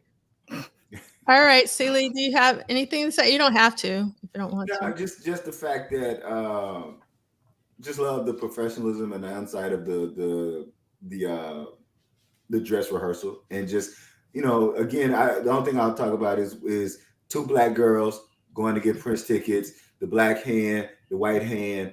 You know, Prince's audience was 75-80% black until the second leg of the Love Sexy tour. And I think that those pictures and those things, not the Love Sexy, I'm sorry, the second leg of the 1999 tour, when Blue Red Corvette became in heavy rotation at MTV. So I'll actually use it for that brother Turnbull about transition, because Prince was going into a transition of becoming another type of star than he had been up to 1999. That's it. I'll shut up. So KMS 1984, I remember standing in line overnight at Turtles for my Purple Rain tickets very well. We don't have time for me to recount my story. We'll talk about it then when we come to that date, because we're running low on time. So we got to talk about the Glamorous Life Tour, which is still going on right now. There were 2 shows this week for Sheila. One was a San Francisco, well, actually, she did 2 shows in one night in San Francisco at Wolfgang's on September 23rd. And then there was an additional show at Hollywood, California on September 25th at the Palace. And I did find a ticket, or rather, my partner in crime found a ticket for me for Sheila's Wolfgang show. And you can see that the ticket price was $9.50 for San Francisco. And Hollywood, California, I do have one article, and I will read a little bit of it. I won't read the whole thing, because some of it really repeats some of the other articles that we read last week. So I'll try to find anything that's new. Let's see. They talk about... Okay, we'll just read this part.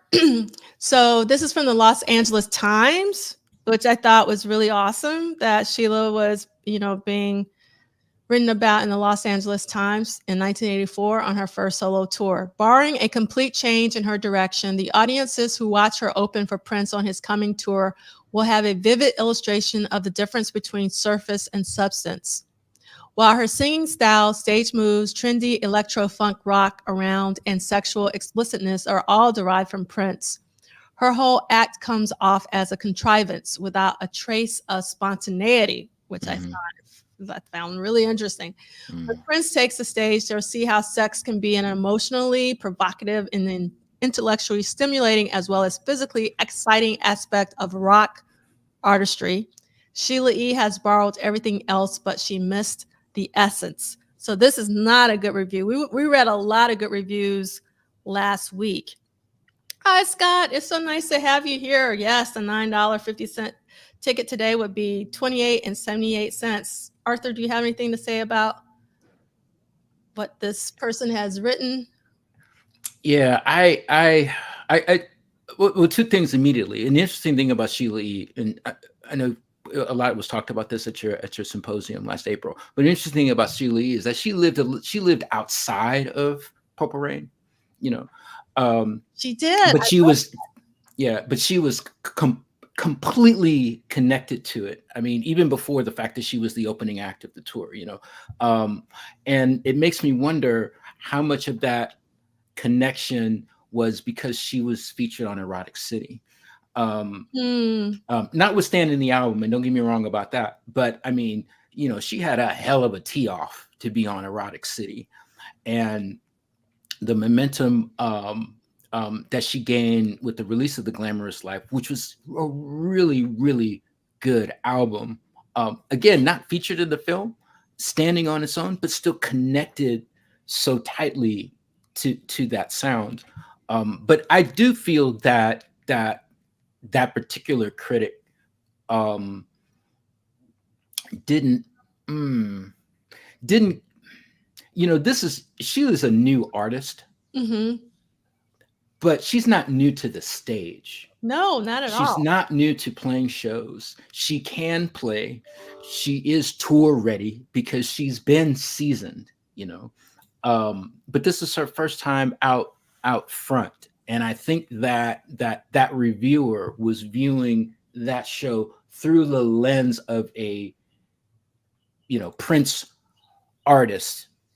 And that's baggage that isn't for her to carry. Yeah, indeed. All right, to keep it moving.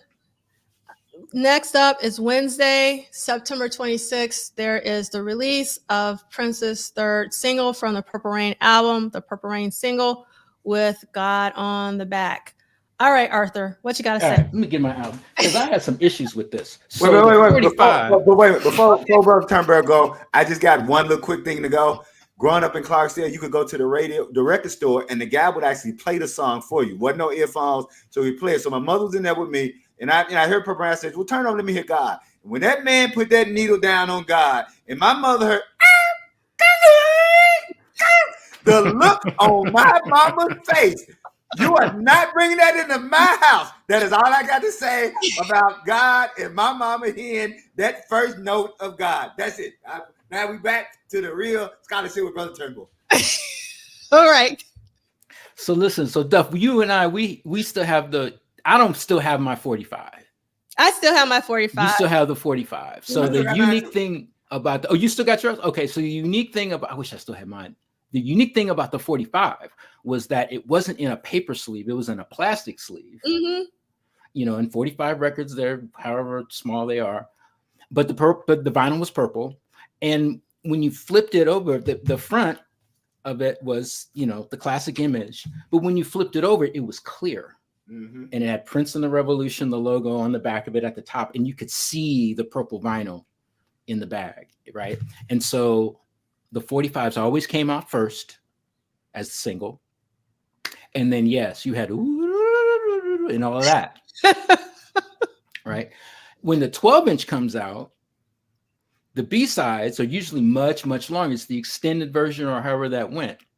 So when I didn't hear the version of God from the film, which technically I don't think I associated with it being God, if that makes sense. Like, you know, you didn't really know what that was. It was just an instrumental. But I didn't expect the same 3-minute and 46-second version on the back of this record. That's got all kind of room on it. Yes, say it again. I'm glad That's got all kind of room on it. I'm glad I wasn't the only one who was PO'd about that. Keep talking, Brother Turnbull. On the A side, it had, you know, the quote unquote extended version of Purple Rain, but I already had that on the record. Exactly. Tell the truth. Speak the truth and shame the devil. Keep going, Brother Turnbull. I was as mad as you were. Keep talking. And let me pull this out. So this is Strange Tales from the Rain, right? This is the DJ copy, the radio copy that the Japanese made, they made 500 copies of this record. It's the only record, I pulled this out in April, it's the only record that gives us Purple Rain as a soundtrack in context. It's got the time songs on it. It's got Sex Shooter on it, right? And it's a whole thing for the movie. Okay. They got 2 records in this thing. And they still got the short God version that nobody knows about because it's not in the movie. What the hell? All right. So while you simmer down, I am going to show. So this is, here we go. There we go. Yeah. This is the single. And it had like Arthur just said, the plastic back. And this is definitely my original. And then you can see, I love this. Yeah. The art department in Warner Brothers were just they were on it. Yeah, they were on fire. Yeah, they really were. All right. So I wanted to talk about, in terms of Purple Rain, the single being the 3rd single. How did you guys feel about that? Now, Windows Cry was the 1st single. Let's Go Crazy was the 2nd single. Take Me With You would be the 4th single, but we get Purple Rain as the 3rd single. So before I say my piece, I want to hear what you guys thought about Purple Rain as the 3rd single. It was actually, I'm just going to echo kind of what Brother Turnbull said. By that time, B-sides were all the rage. And I was just really upset that the 12-inch didn't have a longer version, right? You got the single of Purple Rain, and then you rush out to go get the 12-inch after my mama's shock of, my mom was not feeling that at all. And so I almost, and I'm glad I did, I almost didn't get the 12-inch just because for me, there's no extra music. I was like, I remember standing in the record store going, why would I get this? Like, I'm not getting anything other than a big poster. That's literally all you get with that so-called 12-inch of Purple Rain is a bigger poster. And, you know, I'm glad now as a collector, I went ahead and got it. But that was, when I saw that God was not longer, I almost left it there. I almost didn't get it. And so that's probably my biggest thing about hearing that, because by that time I'm playing the album in whole. So the single release of Purple Rain didn't matter as much to me. I wasn't watching the chart as closely as maybe some other people. So it was just an indecision about, should I get the 12-inch? Should I not? I went ahead and got it. But I will say, I don't think I ever played that 12-inch because, again, you got the long version of Purple Rain on the album, and it's not more music from God on that 12-inch. So I don't think I ever played the actual 12-inch because it didn't give me anything new. That's it. I said. Yeah. Go ahead. I've definitely made my comments, but other than to say that we were conditioned by that time with When Doves Cry, 17 Days, the Let's Go Crazy, the film version of Let's Go Crazy on the 12-inch, and the longer version, extended mix of Erotic City on the B. So we were conditioned to get, more music, and it just found it odd that even they wouldn't have both versions, the vocal version and the instrumental version, the love theme for Purple Rain, on that 12-inch. But it did release in a UK version of Purple Rain. It's like a paper sleeve. Yeah, I have that. I keep leaning on Lee Christian, but it was like, I seem to remember it being like in a kind of a paper sleeve. I have that one too. I don't know if my assistant could bring me my UK version of Purple Rain, but I have that one. Let's see what Scott Woods is talking about. Releasing Purple Rain as a single in September was probably a smart move. The movie had only been out since end of July, so it's probably a bump move. You're absolutely right. Yeah, I totally agree with that. Yeah, for sure. But my issue was hold on one second. I got a special delivery. You got delivery? Yeah, I mean, to Scott's point, yeah, I never had an issue with that being the single. It just seemed like a no-brainer. Right. Also for that. I think that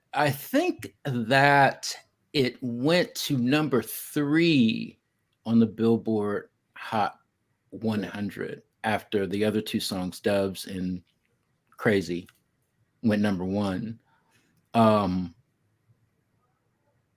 So that's the one. So this is the one I paid $4 for it in real time. Does it have both versions of God? It's got both. That's the one. Yeah. It's got both versions of God. It has both versions of God, the instrumental, and it's like you said, a paper sleeve. And I have vinyl in these sleeves, so it's hard to see. So let me take it out. So you can see God and God, and then that.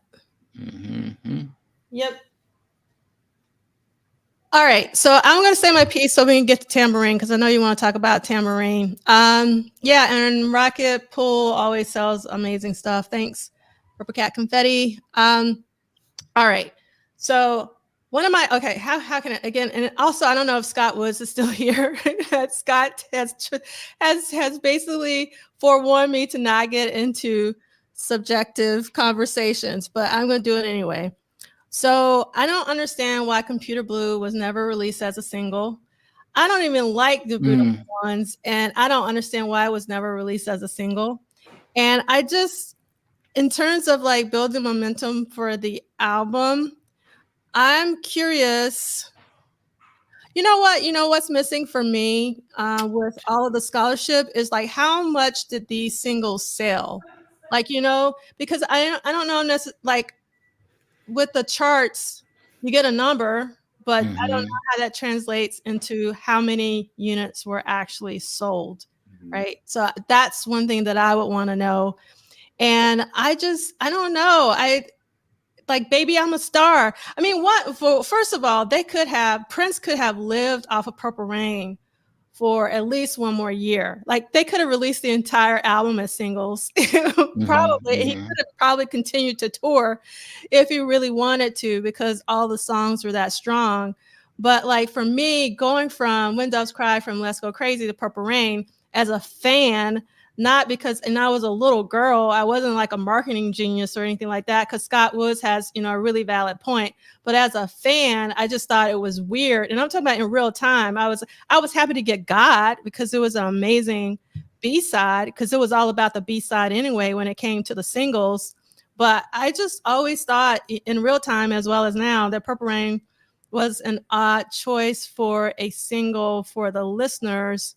But with Scott's comment, I totally understand. That totally makes a lot of sense why they would have chosen Purple Rain to give it a bit of a bump. All right. And I think I'll only add that for new Prince fans. So let me reverse it. So I remember Def Leppard's Pyromania, if I'm getting that right. I had the 3 singles before I went ahead and bought the album. So I had Rock of Ages, Photograph, and Foolin'. So for me, for like non-Prince stuff, you was gonna have to have 2 or 3 5 singles for me to get your album, right? So I think also with Brother Wood's point, they also understood that there were people who were not like us, right? There were people who were coming to Purple Rain who, like for me, I'd had every album up to that point. So a third 5 single would have made somebody go out and purchase the whole album. And of course, the question of, right, why they chose that song, or what song could have been a better choice. I'm just thinking that they went with chalk. They went with, okay, the album's Purple Rain, the movie's Purple Rain, let's release Purple Rain, right? And I think they just went for the third single. I think they went with the safe choice for the album, because there were a lot of people out there like me who, for me to get your album, if I didn't know you was gonna have to have 2 or 3 5 singles. And like I have a whole bunch of singles that, and for people who didn't have B-sides, it really meant I would have 6 damn songs from the album, and then I had to think, well, do I need to get the album for them last 2 songs on the album? And so that's the other good thing with Prince having the B-sides. You could get the B-sides, so you were getting extra songs, and then for people could go buy the Prince album and still have extra songs that they could love and fall in love with. So I just think that Purple Rain was the safe choice, so that they could get more what I call casual fans to then go ahead and buy the album. That's it. Yeah, and also, so Ray One has I Would Die For You and Baby I'm a Star were singles. Actually, that's not true. I Would Die For You was a single, an amazing single at that. That's one of my favorite 12 inches, is the I Would Die For You, the very long version, and the picture sleeve, the picture insert. But actually, Baby I'm a Star was never a single. It was actually Take Me With You, which I also thought was an odd choice. Like, if between Take Me With You and Baby I'm a Star, I don't know. I guess I wanted more songs to be released as singles. But like, if you release the amount of singles that they released, I actually question Purple Rain as a single and Take Me With You as a single. As a listener, I totally understand commercially and for marketing purposes now as an adult. But back then, as a 13-year-old, I was like, what is going on?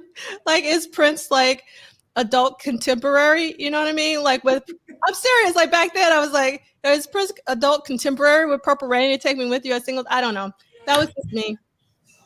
Okay, let's get to the party because Arthur's been really, really patient. So Arthur's been holding in. I got angst over some of this stuff. But go ahead. Okay.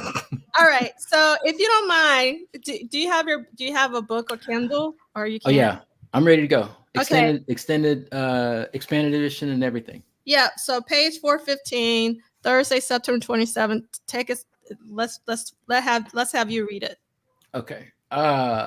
Tambourine, basic tracking. Flying Cloud Drive Warehouse. The artist is Prince, the engineer is Susan Rogers. The quote from Bobby Z: "If you like Tambourine on Around the World in a Day, that's him writing on the drums." The band had a few down days after the Cincinnati show. Wendy and Lisa were in Los Angeles, and Prince decided to record a track by himself in the warehouse. The previous year, Cyndi Lauper had released a cover of the Prince-penned When You Were Mine, and Prince seemed to take inspiration from her recent single about masturbation, She Bop. She Bop, Baloo Bop. Okay. Yeah, that album was kind of hidden. Susan Rogers recalled Prince's mood. "It was just Prince and me, and it was the first time that I had ever recorded him playing drums. He probably didn't intend to be a drummer, but he is so competitive. When he first started to hang out with Sheila and saw how she played drums, I know that fired him up. He wanted to play drums as well as Sheila, and so he began playing drums a lot more. He played the drums on Tambourine with such exuberance." Prince was really good on drums, affirms drum tech Brad Marsh. "He's not trained. He's just naturally funky. He once said, 'Brad, you got to know where to leave the holes. Leave the empty spaces. It's not all supposed to be one barrage of music.' He drew from everything. In sound checks, whatever. He'd just be noodling around. He'd go into an Aerosmith something or other, or Led Zeppelin. The track came together very quickly, and according to Rogers, Prince seemed ecstatic with the outcome. The quote: "As a producer, you can tell or remind the band that when they are about to play a song in the studio, that to the listener, it is going to sound like what it felt like to play." Prince was gleeful that day. It was just happy days for him. He loved the song. He was in a great mood. He pounded the hell out of the drums, and that's what it sounds like. You can hear his joy and his enthusiasm on that song. Technically, it isn't perfect, but to me, it sounds great. It is a pleasure to listen to it.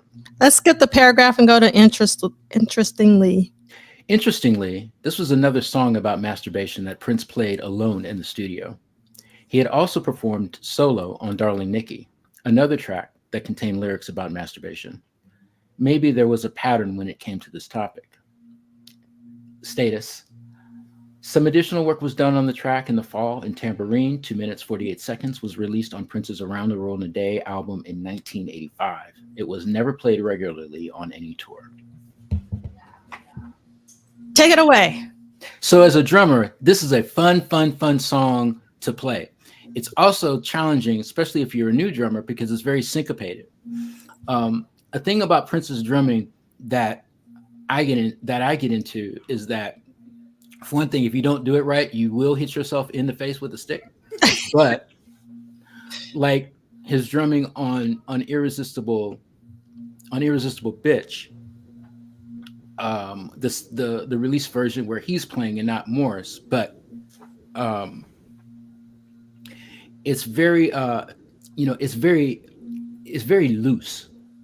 And at the time, I didn't know. It was until, oh man, honestly, it wasn't until the Sign of the Times tour that I realized that Sheila E could play drums like play a kit, because I just never seen it before. And like, I guess many of my friends, if you don't see something, then it can never be possible, right? I always just thought Sheila E played, timbales. But the fact that she did play drums, and what we've learned about how Sheila was playing more drums I'm kind of misspoke. I realized that she plays drums because she plays on Pop Life. But the overall point is, I could see how he could be influenced in his style of playing by Sheila, who was much more tighter, much more technical. But I don't necessarily find Sheila to be a power drummer. And that's a criticism that I have of Sheila E's drumming, and it gets me in trouble because there's an inference to say that, because it gets me in trouble. You're gonna get me killed out here. It gets me in trouble because you don't like Sheila E, which is far, far, far, from the truth. But a drummer like Michael Bland, a drummer like John Blackwell, that gives that power to it, moves me, particularly in a live context, for Prince's music. All that being said, I think that Tambourine is the B-side that made the album. Mm-hmm. And that's what made it special for me. Mm-hmm. I love that. So one of the things I'm going to put back on the screen from Tariq. Hi, Tariq. I hope you're well. Fun fact, he plays tambourine on the drums in the beginning of the drum solo in the America video. Not sure why this isn't mentioned anywhere. Now, when you were talking, Arthur, and you said that you weren't aware, like if Prince could play a kit, for me, the first instance of that for me was the America video. Because, I had always heard that Prince played the drums, right, but I had never really seen him play the drums. Yes, it's like in one of the Prince videos from the Prince album, 1979. Yeah. I think it's Want to Be Your Lover. We was on everything. Yeah. I mean, so I saw him in a video, but I had never heard it, seeing him live. And obviously we heard it on the records, but it was just like so amazing to see him perform on the drums. And with the America video, I would imagine it was very similar to recording Tambourine, because he had so much joy in that America video when he was playing the drums. It was so amazing to see, especially because of his portrayal of the kid in Purple Rain, in terms of being like very moody, kind of very dark, and just seeing almost the opposite, just like sheer joy and happiness. So Tambourine is one of my favorite songs that Prince has ever done. One, because it is just Prince. Me, Prince don't need nobody. So I love it when Prince was sort of insular and solo, because it's one of the princiest Prince songs. You know how there's song, and what for me is a princiest Prince song is a song that absolutely no one else in their wildest dreams could have come up with. Tambourine is one of those songs. Nobody else could have ever come up with Tambourine. And also, we've been talking about the drumming, but the vocals in Tambourine, I can't do it. But you guys, though, in the chorus, when he does the part of Tambourine, it's incredible. It's just like, it It made my heart so warm when I first heard that. And it still has that effect on me whenever I hear it. So it is an amazing song. Sheila, do you have anything you'd like to say about it, or are you good? Yeah, I want to say something quickly about it. Okay, so Tambourine is one of those songs that I actually discussed twice in my book. I discuss it when I'm discussing the narrative of Purple Rain. But then also in my chapter on sex, I discuss it as one of Prince's best sexual metaphors. Do you mind if I just read a smidgen of the paragraph? I was just about to say, can you read some of it for us? So I'm going to read so this is from the sex chapter, and this is me discussing Tambourine in the sex chapter. Can you actually let us, do you happen to know what pages it is? Yes, it starts on page 435 and goes to page 437, but I'm not going to read that far down. Okay. But yeah, I'm going to start on page 435. All right, I got my book. Probably the most elaborate and extended metaphor Prince has crafted is Tambourine. It is a song about fulfillment, loneliness, and guilt, all found in the act of masturbation. The tambourine represents the sex organ. The chaotic sound of tambourines behind Prince's moaning and screaming creates a sense of urgency to be loved. The combination of dynamic sound imagery and the slight attempt to conceal the topic heightens the anxious tone of the sex. Quote, "Oh my God, here I go, falling in love with the face from a magazine. Long days, lonely nights, too bad we're not allowed to scream. All alone by myself, me and I play my tambourine," end quote. Why is the protagonist not allowed to scream? Is he afraid of being discovered, or is he attempting to keep some grasp on reality, which keeps him from becoming lost in the fantasy? The sound imagery is reminiscent of Edgar Allan Poe's poem, The Bells, while the hidden sexual theme screams Emily Dickinson or Zora Neale Hurston's pear tree metaphor in her novel, Their Eyes Were Watching God. And the fantasy of achieving inner peace through masturbation is raised by the written imagery in If I Was Your Girlfriend. Merging the sentiments of romantic and social urgency, If I Was Your Girlfriend deals with the most common and fragile thread of connection and nation building for the society, the male-female romantic relationship. It concentrates on the inability of males and females to fully connect because of their inability to communicate with each other. It is the inability to connect or control that leads to the masturbation in Tambourine. The masturbation in Tambourine represents one's exploration of self and mind for the emotional satisfaction not found in the real world. The protagonist has an empty room, a magazine, and his mind to create the complete world of fantasy with, quote, trolley cars that juggle 17, end quote. The protagonist has completely retreated from society or the outside world. He would rather, quote, stay inside and play around his baby's tambourine, end quote. By the end of the song, however, the female actually appears to be there through the voices of Wendy and Lisa that have been mimicked. Interestingly enough, Wendy and Lisa are not credited for their work on the song, though their voices are distinctly heard or mimicked. In fact, the only credit is given to Prince. This lends more power to the song. Masturbation is an individual activity where one fantasizes, creates a whole world for one's pleasure. Sex or masturbation, in this case, takes on the idea of escapism, as in let's pretend we're married. But here, it attempts to build an entire world. And I'm paraphrasing here, but as Prof. Duff always talks about, Prince's world building. Through the masturbation scene, the protagonist is able to gain security and love in a world created especially for him. Fantasy replaces reality so that one is able to manipulate the world for his pleasure. The female's voice shows just how virtual or real the imagination can be. She is there, but she is not there. And a far greater number than will admit have opted for the fantasy over the reality, for the illusion of inner peace over the reality of a living hell. As comedian Damon Wayans asserts in his HBO special, masturbation is not just about sex, nor is it just about fantasy, but about some hybrid of the two. In this context, masturbation serves the same purpose as sex, proving once again that sex is as much a psychological endeavor as it is a physical endeavor. I'll stop there. Awesome. Thank you so much for reading that passage from, let me make sure I can make myself.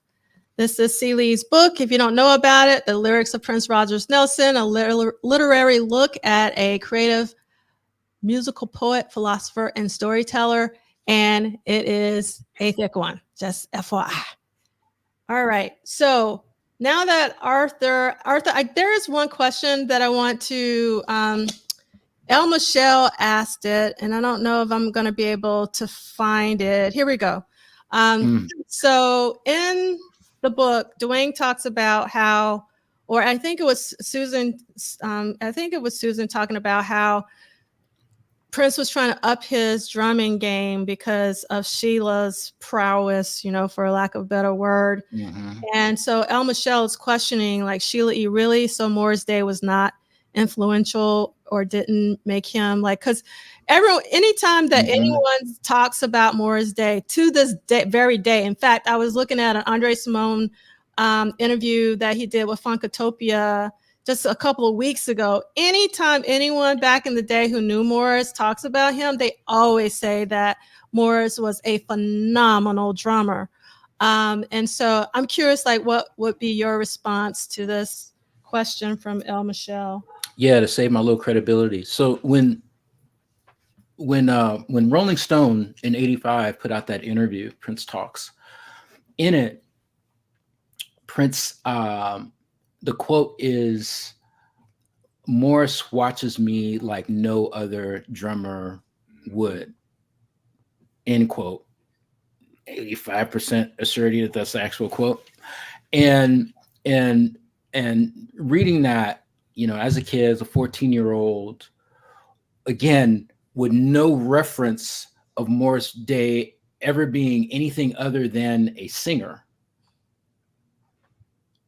sent me right back to those records to try to figure out the time records, to be clear, right? To figure out, well, where is Morris? Wow, is Morris, playing drums on these records? And what it ended up doing for me is it allowed me to broaden my scope, that what you see and hear on the record isn't necessarily the individual that's credited, and as I've gotten older and have collected more and have read more and have paid attention more and to meet more people like the two luminaries that I'm sharing this video screen with, you learn that, hey, Morris did this, Sheila did that, Prince did this, Wendy played bass on Mountains, Lisa did thus and so. You know what I'm saying? And I feel that I can connect the dots now to see where the influence, lies. And I forget when, but maybe the last, maybe during Come or something like that, and I was talking about how, in a band context, and Prince has always been a band-oriented artist. In the band context, when you are jamming, when we're doing sound checks, when we're doing rehearsals, when we're in the garage, when we're, you know what I'm saying? A lot of ideas are exchanged. And I can see where the influence of Morris's drumming gets picked up on. And you can kind of hear it, particularly in Prince's hi-hat work, where, and how Morris would do his fills.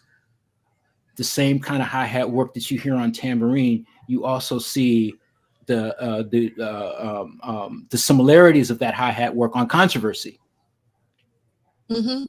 That Morris Day is actually playing on the studio released version of Controversy.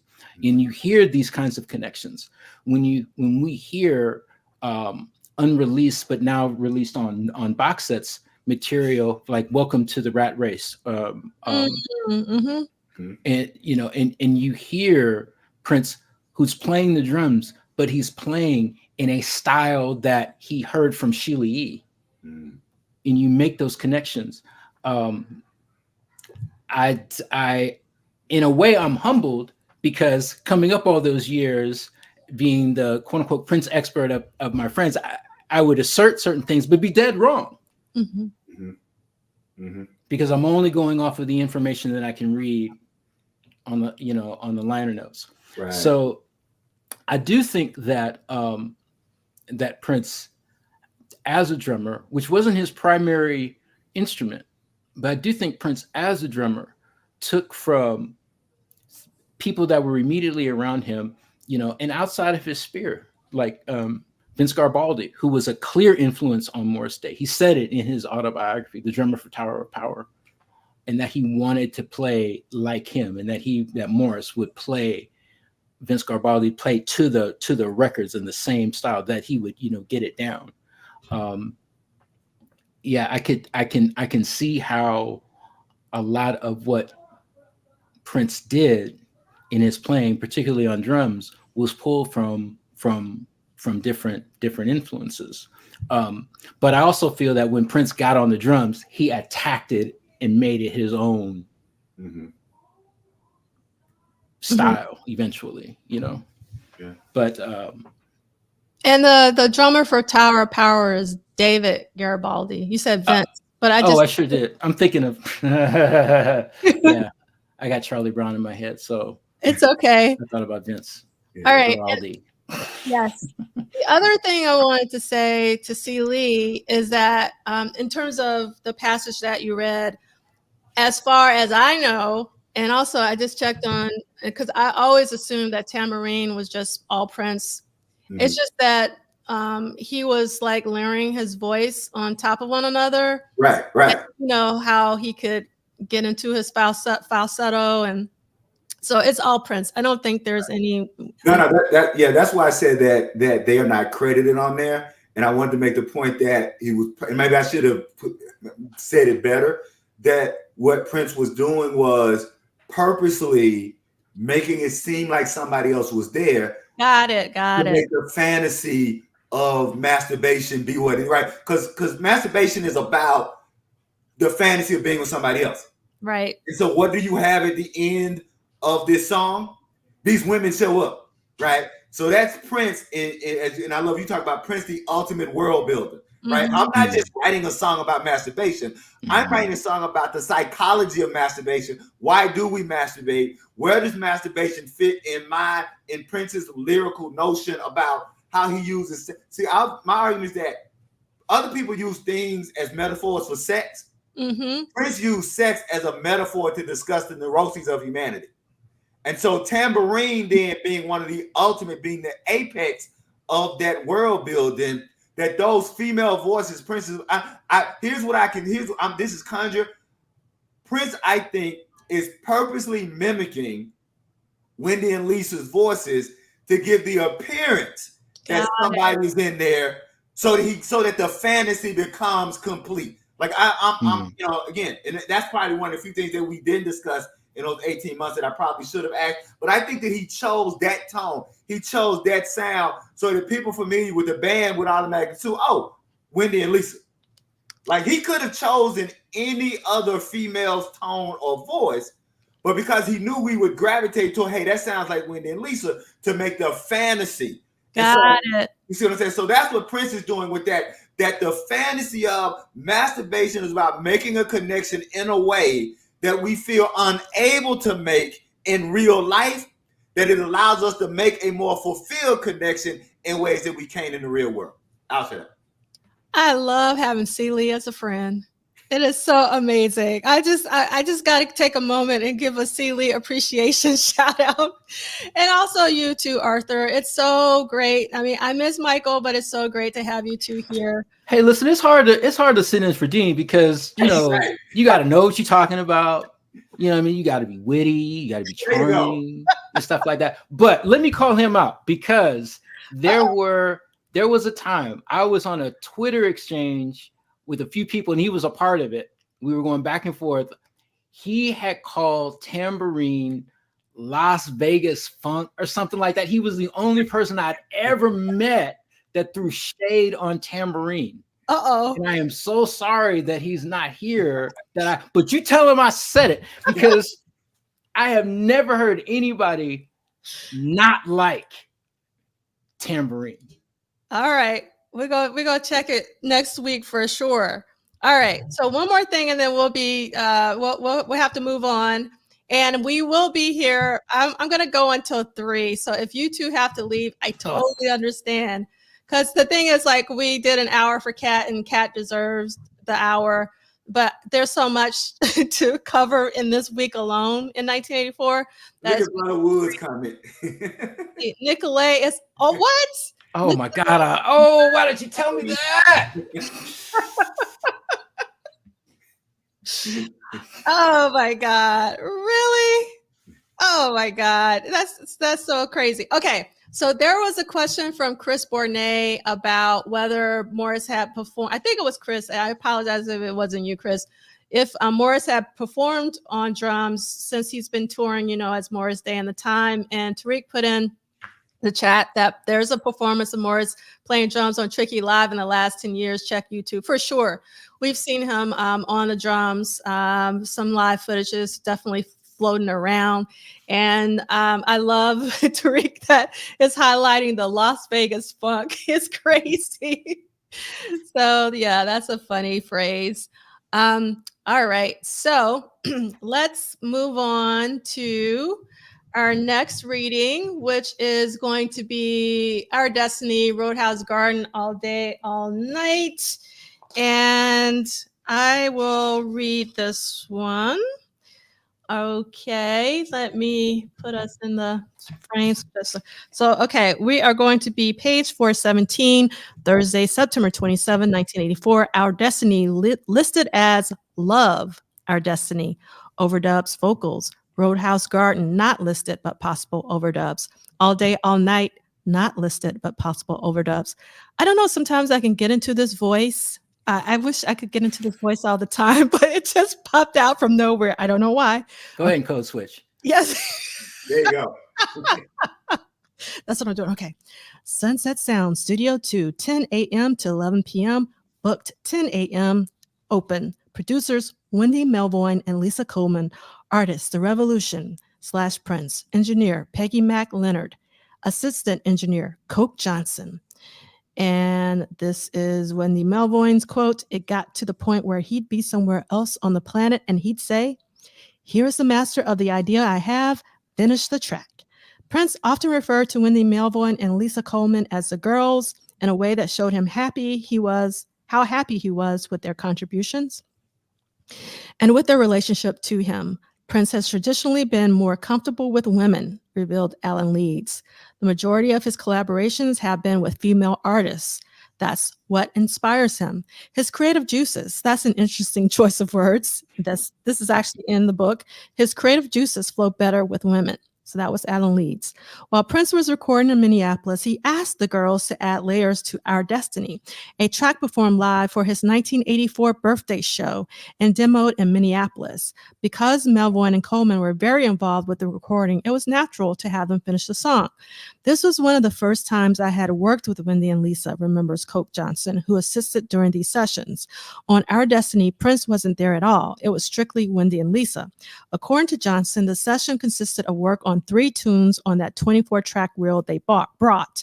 None of them, I think, were dance tunes, more acoustic guitar-oriented melodic tunes. It is unclear what the other songs were, but it's likely that they were Roadhouse Garden from his birthday show and All Day, All Night. Also from the birthday show, if I remember correctly, Melvoin and Coleman would lead their voices to the track, with Coleman taking lead. Susanna Melvoin recalls their mood about the track, specifically a part that required Coleman to complement the song's love interest in a way that was awkward for anyone but Prince. I remember when she was finished and Wendy and Lisa came back and they were like, "I cannot believe what I had to sing."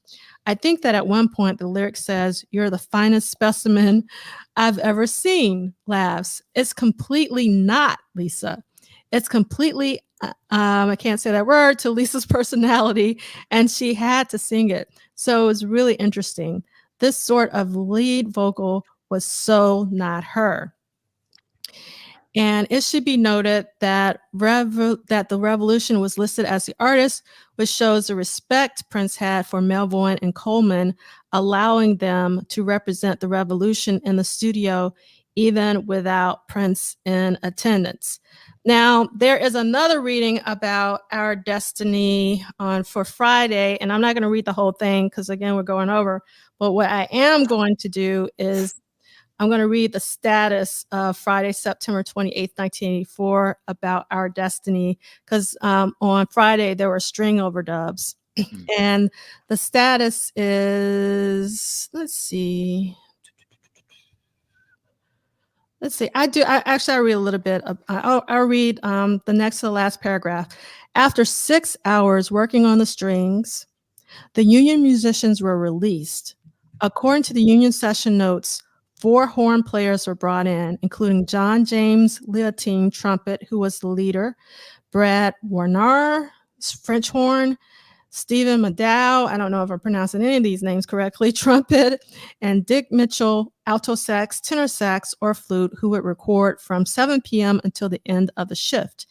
If they actually played on this track, their contributions were drastically muted in the final mix. According to the union documents, no other songs were recorded during the session.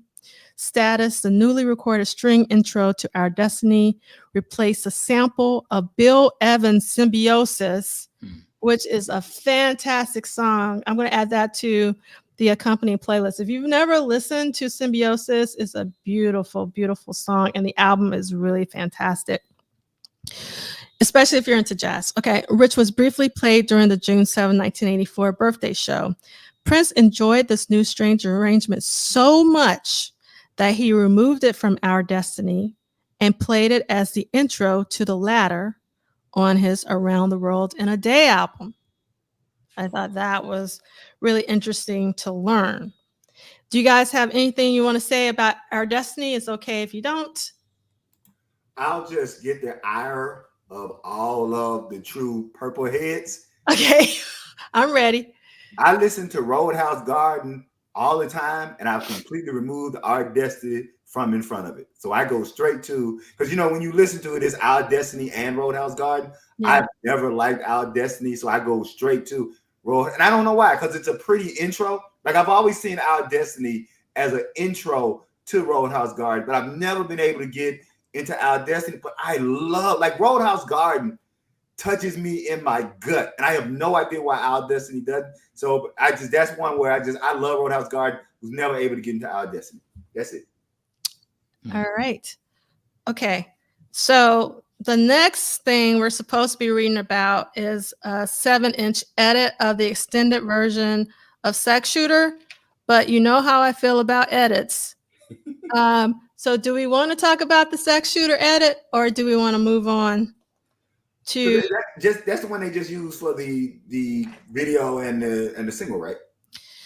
Yeah, let's read the status. So the status says Sex Shooter had already been edited as a single, 3 minutes and 39 seconds for a promo copy to radio stations, 3 minutes, and both had been released in August. So neither of these were done today. It is unclear why this edit was scheduled a month after they were on the market, but it's possible that today's version was created as an additional radio/promo edit or as an edit of the dance version if needed.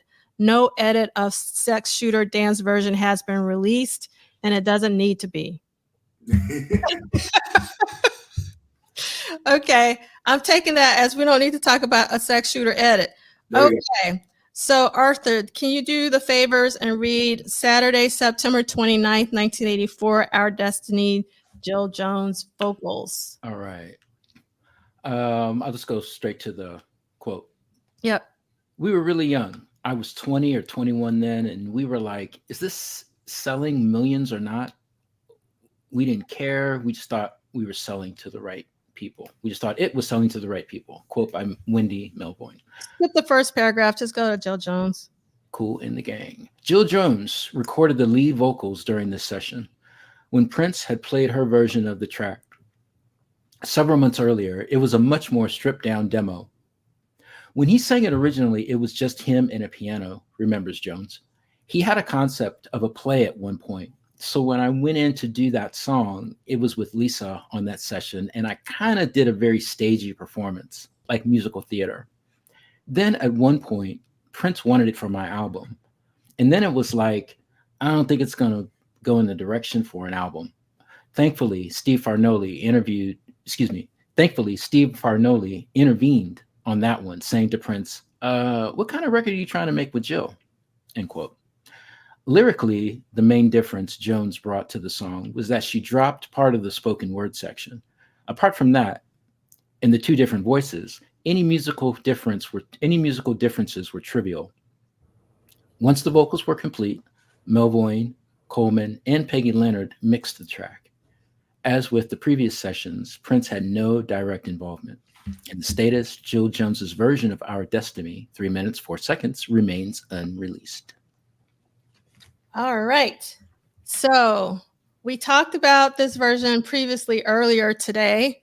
So I don't know if there's anything else we want to add. I mean, not too much. It's that Our Destiny was just a real saga record. But an interesting thing about like this song, Roadhouse, and even, which was recorded much later, the song Splash. Mm-hmm. It's like, I felt like these were like really like revolution songs, you know, where the stuff before was like, you know, Prince's music performed by the revolution, you know, and arranged for that band. But here was like this period where we had these songs that kind of, it sounded like the revolution looked visually, you know, Kicking the Flowers and the Paisley and the, you know, and the brighter colors. I think that if there was ever, you know, truly like a Roadhouse Garden album, you know, that would come out, it would be these songs on it, you know, of course, you know, Splash, and maybe some other material that hopefully is, you know, tucked away in the vault that is destined to come out, pardon the pun. But that would really make the revolution as a unit, you know, kind of canonized, you know, into a record just for that, you know, for that snapshot in time. Yeah. Yeah, that's it. Splash, by the way, I love. It's a great song. Splash is a great song. I love it too. I want to answer actually Christina's question. Did you and Arthur like the Jill Jones version when at First Avenue? So I'm kind of like C. Lee. And then you have to understand, like in context, like when I was trading tapes and I got this song originally with Lisa's version. And when I was trading tapes heavily, like in my late teens, early 20s. So I probably would have gotten the Lisa version around that time. I wasn't into what I call syrupy Prince, like syrupy. And to be honest, I'm still not into syrupy Prince just because that's just not the genre of music that I love. But also I was in my late teens and early 20s. So I'm much more of like drum and bass is one of my favorite genres because it's 170 BPMs because I just love up tempo, uplifting music. And I don't like, you know, it depends on the song. But to make a long story short, when I heard that version of Jill as an adult in my 40s, one, I love everything Jill sings on because I love Jill Jones's voice. I also love Lisa's voice. In fact, one of the things that kind of irked me, and I love Wendy's voice, and I love Wendy and Lisa together. I love their solo records, but it's kind of like when a new person joins the band, like when Wendy joined the band, and I felt like her vocals overpowered Lisa's vocals on some of the records when I was used to hearing Lisa's voice behind Prince's. And I really love the chemistry and synergy of Lisa's voice behind Prince's voice. But to make a long story short, I didn't necessarily like Our Destiny when I heard it as a young person because, again, it was too syrupy. But when I heard Jill's version 1, I didn't know it even existed. Mm-hmm. That was like a shock. That's the reason why, you know, Arthur and I turned to one another and was like, that's Jill. I mean, we did it like. I feel we kind of embarrassed ourselves a little bit when that thing came on. No, but it's just like, yeah. But it was the shock. Like, right. It was like in real time finding out that something you never knew existed actually existed, and that it was with my vocalist, Jill, because Jill is my vocalist. And so obviously I love the song, and I already told you my personal connection. So it means a great deal to me, Jill's version of Our Destiny. So I hope that answers your question, Christina. Thank you so much for asking. All right.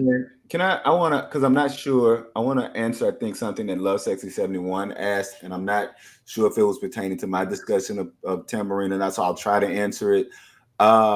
Understanding that when I write about Prince, I'm writing about Prince as a poet and a short story writer and a novelist writer. So I'm writing about albums as concepts. Like I rarely write about just a song. I'm always writing about albums as concepts. So when you're thinking about distinguishing, like, why was I saying that he's evoking Wendy and Lisa's vocals, or why he's doing it, and what had we heard? Well, for me, when you look at the ordering of Tambourine, it comes after Around the World in a Day, Paisley Park, Raspberry Beret. These very different songs for him. Yeah, those are songs in which you clearly hear either a Wendy and Lisa influence or Wendy and Lisa vocals. So that by the time you get to Tambourine, Wendy and Lisa are no longer really mirroring Prince's falsetto as much as they're rounding out his falsetto. So for me, when I'm hearing what he's doing in Tambourine, yes, it is his falsetto, but it's also him evoking the female voices that you hear in Around the World in a Day, Paisley Park, and Raspberry. I mean, clearly Raspberry Beret. If you listen to what's happening in the female vocals in Raspberry Beret, and then go back and listen to what Prince is doing with his falsetto, conjuring a woman there, the female voices that he's conjuring is reaching back to the vocals in Raspberry Beret. So I hope that, again, I hope that at least understands what I'm trying to say. I'm not saying I want you to agree with me, Love Sexy 71, but in writing about how Prince is building visions with his pen, writing short stories, writing novels, and writing albums as novels, the vocals in Tambourine are calling back to the vocals of Wendy and Lisa in those three earlier songs. I hope that helps. I'll shut up. Very quickly, because I know we got to move, and Kim, I know we on the clock. To complement some of what you said, Celie, Raspberry Beret appears on a bootleg of a sound check, bootleg called Billy Sunglasses, and there's a sound check from the 1999 tour where he's playing Raspberry Beret, an unfinished version of it. It could very well be that. Well, what I want to get to is he's playing this song early, a year and a half earlier, or however long it is, right? And he's playing it at a soundtrack with the Revolution, with the touring 1983 Revolution. It does not appear that Des Dickerson is on the stage. It does not appear that Wendy is on the stage. It does not appear that Lisa's on the stage. Right. Just from the instruments that are heard and what I can kind of make out for it, you know. And so it makes me wonder if he's experimenting with his style of writing, with the songs that he's writing, and he's working this out in a live setting to see how it sounds like, see what it sounds like, of course, for an album that's yet to be, you know, released. And with Wendy paired with Lisa, if that kind of comes together with that Paisley Underground movement influence that came out of Los Angeles, that I was educated about on forums like this, trying to maintain my low credibility, that you've got, you know, songs like Raspberry Beret, Take Me With You, and even Manic Monday that keep that same kind of motif, you know, acoustic guitar, you know, pushed forward at the front, you know, the female background vocals that are, you know, that are nice and settled. And for you to talk about Tambourine coming at the end of this quote unquote new version of Prince as a clear, my favorite word for today, demarcation, letting you know, hey, it's still me, you know, and on to side two. It makes Around the World in a Day for just a very different album, you know, for Prince that, you know, according to him, he deliberately wanted to record right after Purple Rain so that he would not be pigeonholed into being the Purple Rain guy all the time. No, that's a perfect bow on it. That's exactly what I needed to hear. So I appreciate that. That's a perfect bow. All right. So I skipped a lot of slides because we ain't got time for that. And we're going to jump in the music break. I'm going to try to go through this really fast, but I can't skip this because everybody should know that I love me some Bilal, and Bilal just dropped a new album last week. I'm going to put it in the accompanying playlist, but you can do your Googles like Michael Dean says. And the name of the album is A Just Brightness. I've been listening on it. I've been listening to it on repeat. I love it, but I'm biased because I love anything Bilal does. And I went to go see Layla Hathaway on Wednesday. If you haven't seen Layla Hathaway live, You really need to see her. I tried to tell you guys she's doing the last day on her tour tonight. So if you're close to South Carolina, get your driving on or however you need to get there, because it was an amazing show. And I did not realize her guitarist, maybe Sheila E or Arthur, do you guys know J. Boo Slim, who actually toured with Frankie Beverly and Maze for like 20 years? So he was actually Layla's guitarist, and he did a set before she went on, and he is incredible. Mm-hmm. And he's from Jersey. Mm-hmm.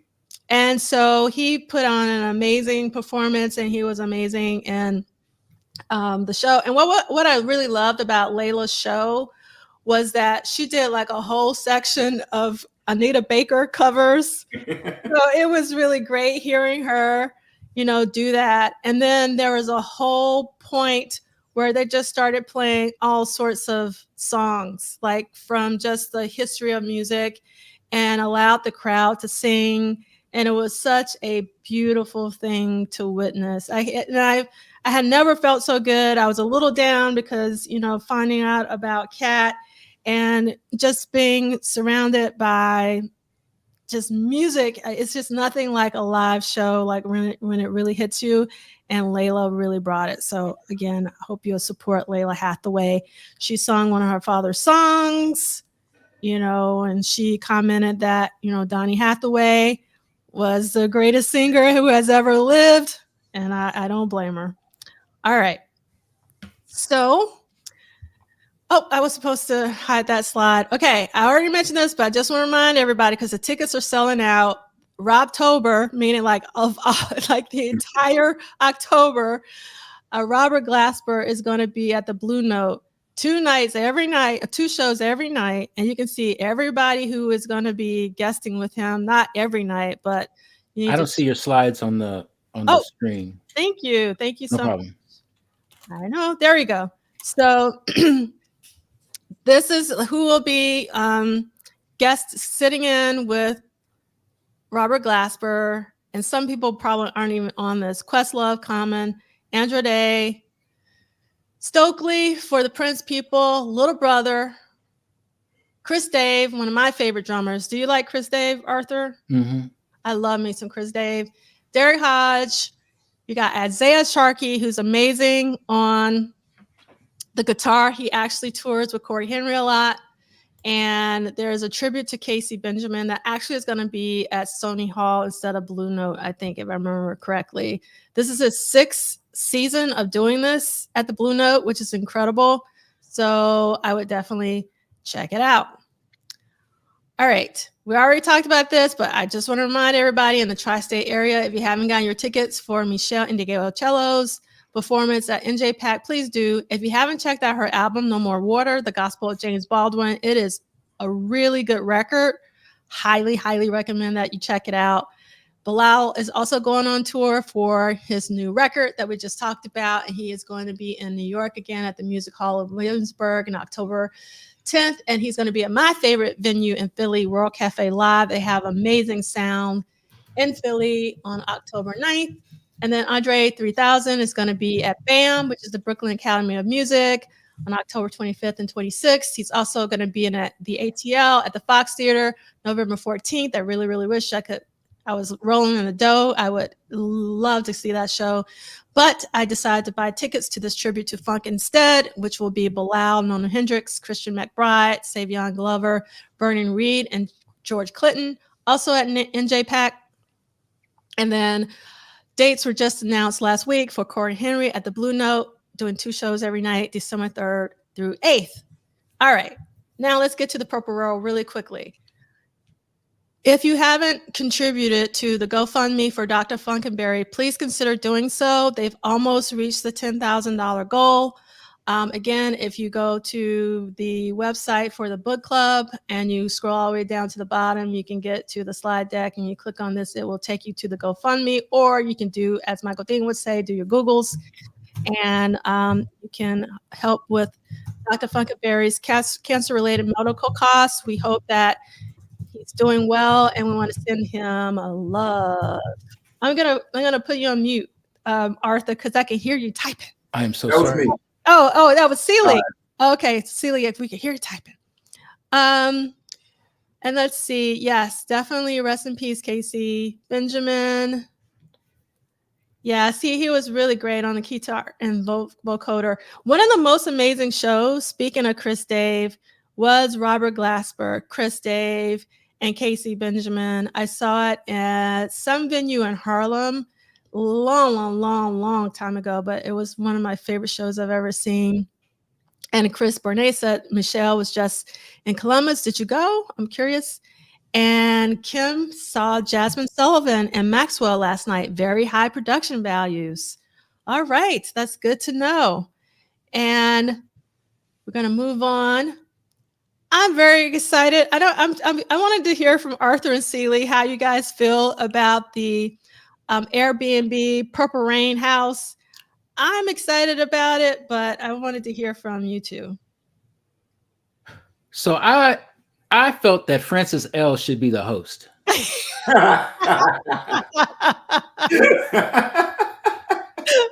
Yes.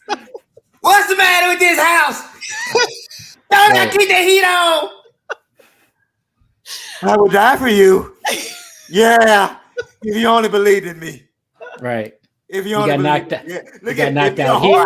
You got knocked out here, out front. Yeah. I always felt that, it'd be Francis L, that was host. I was like, well, did Wendy and Lisa ever go to the house?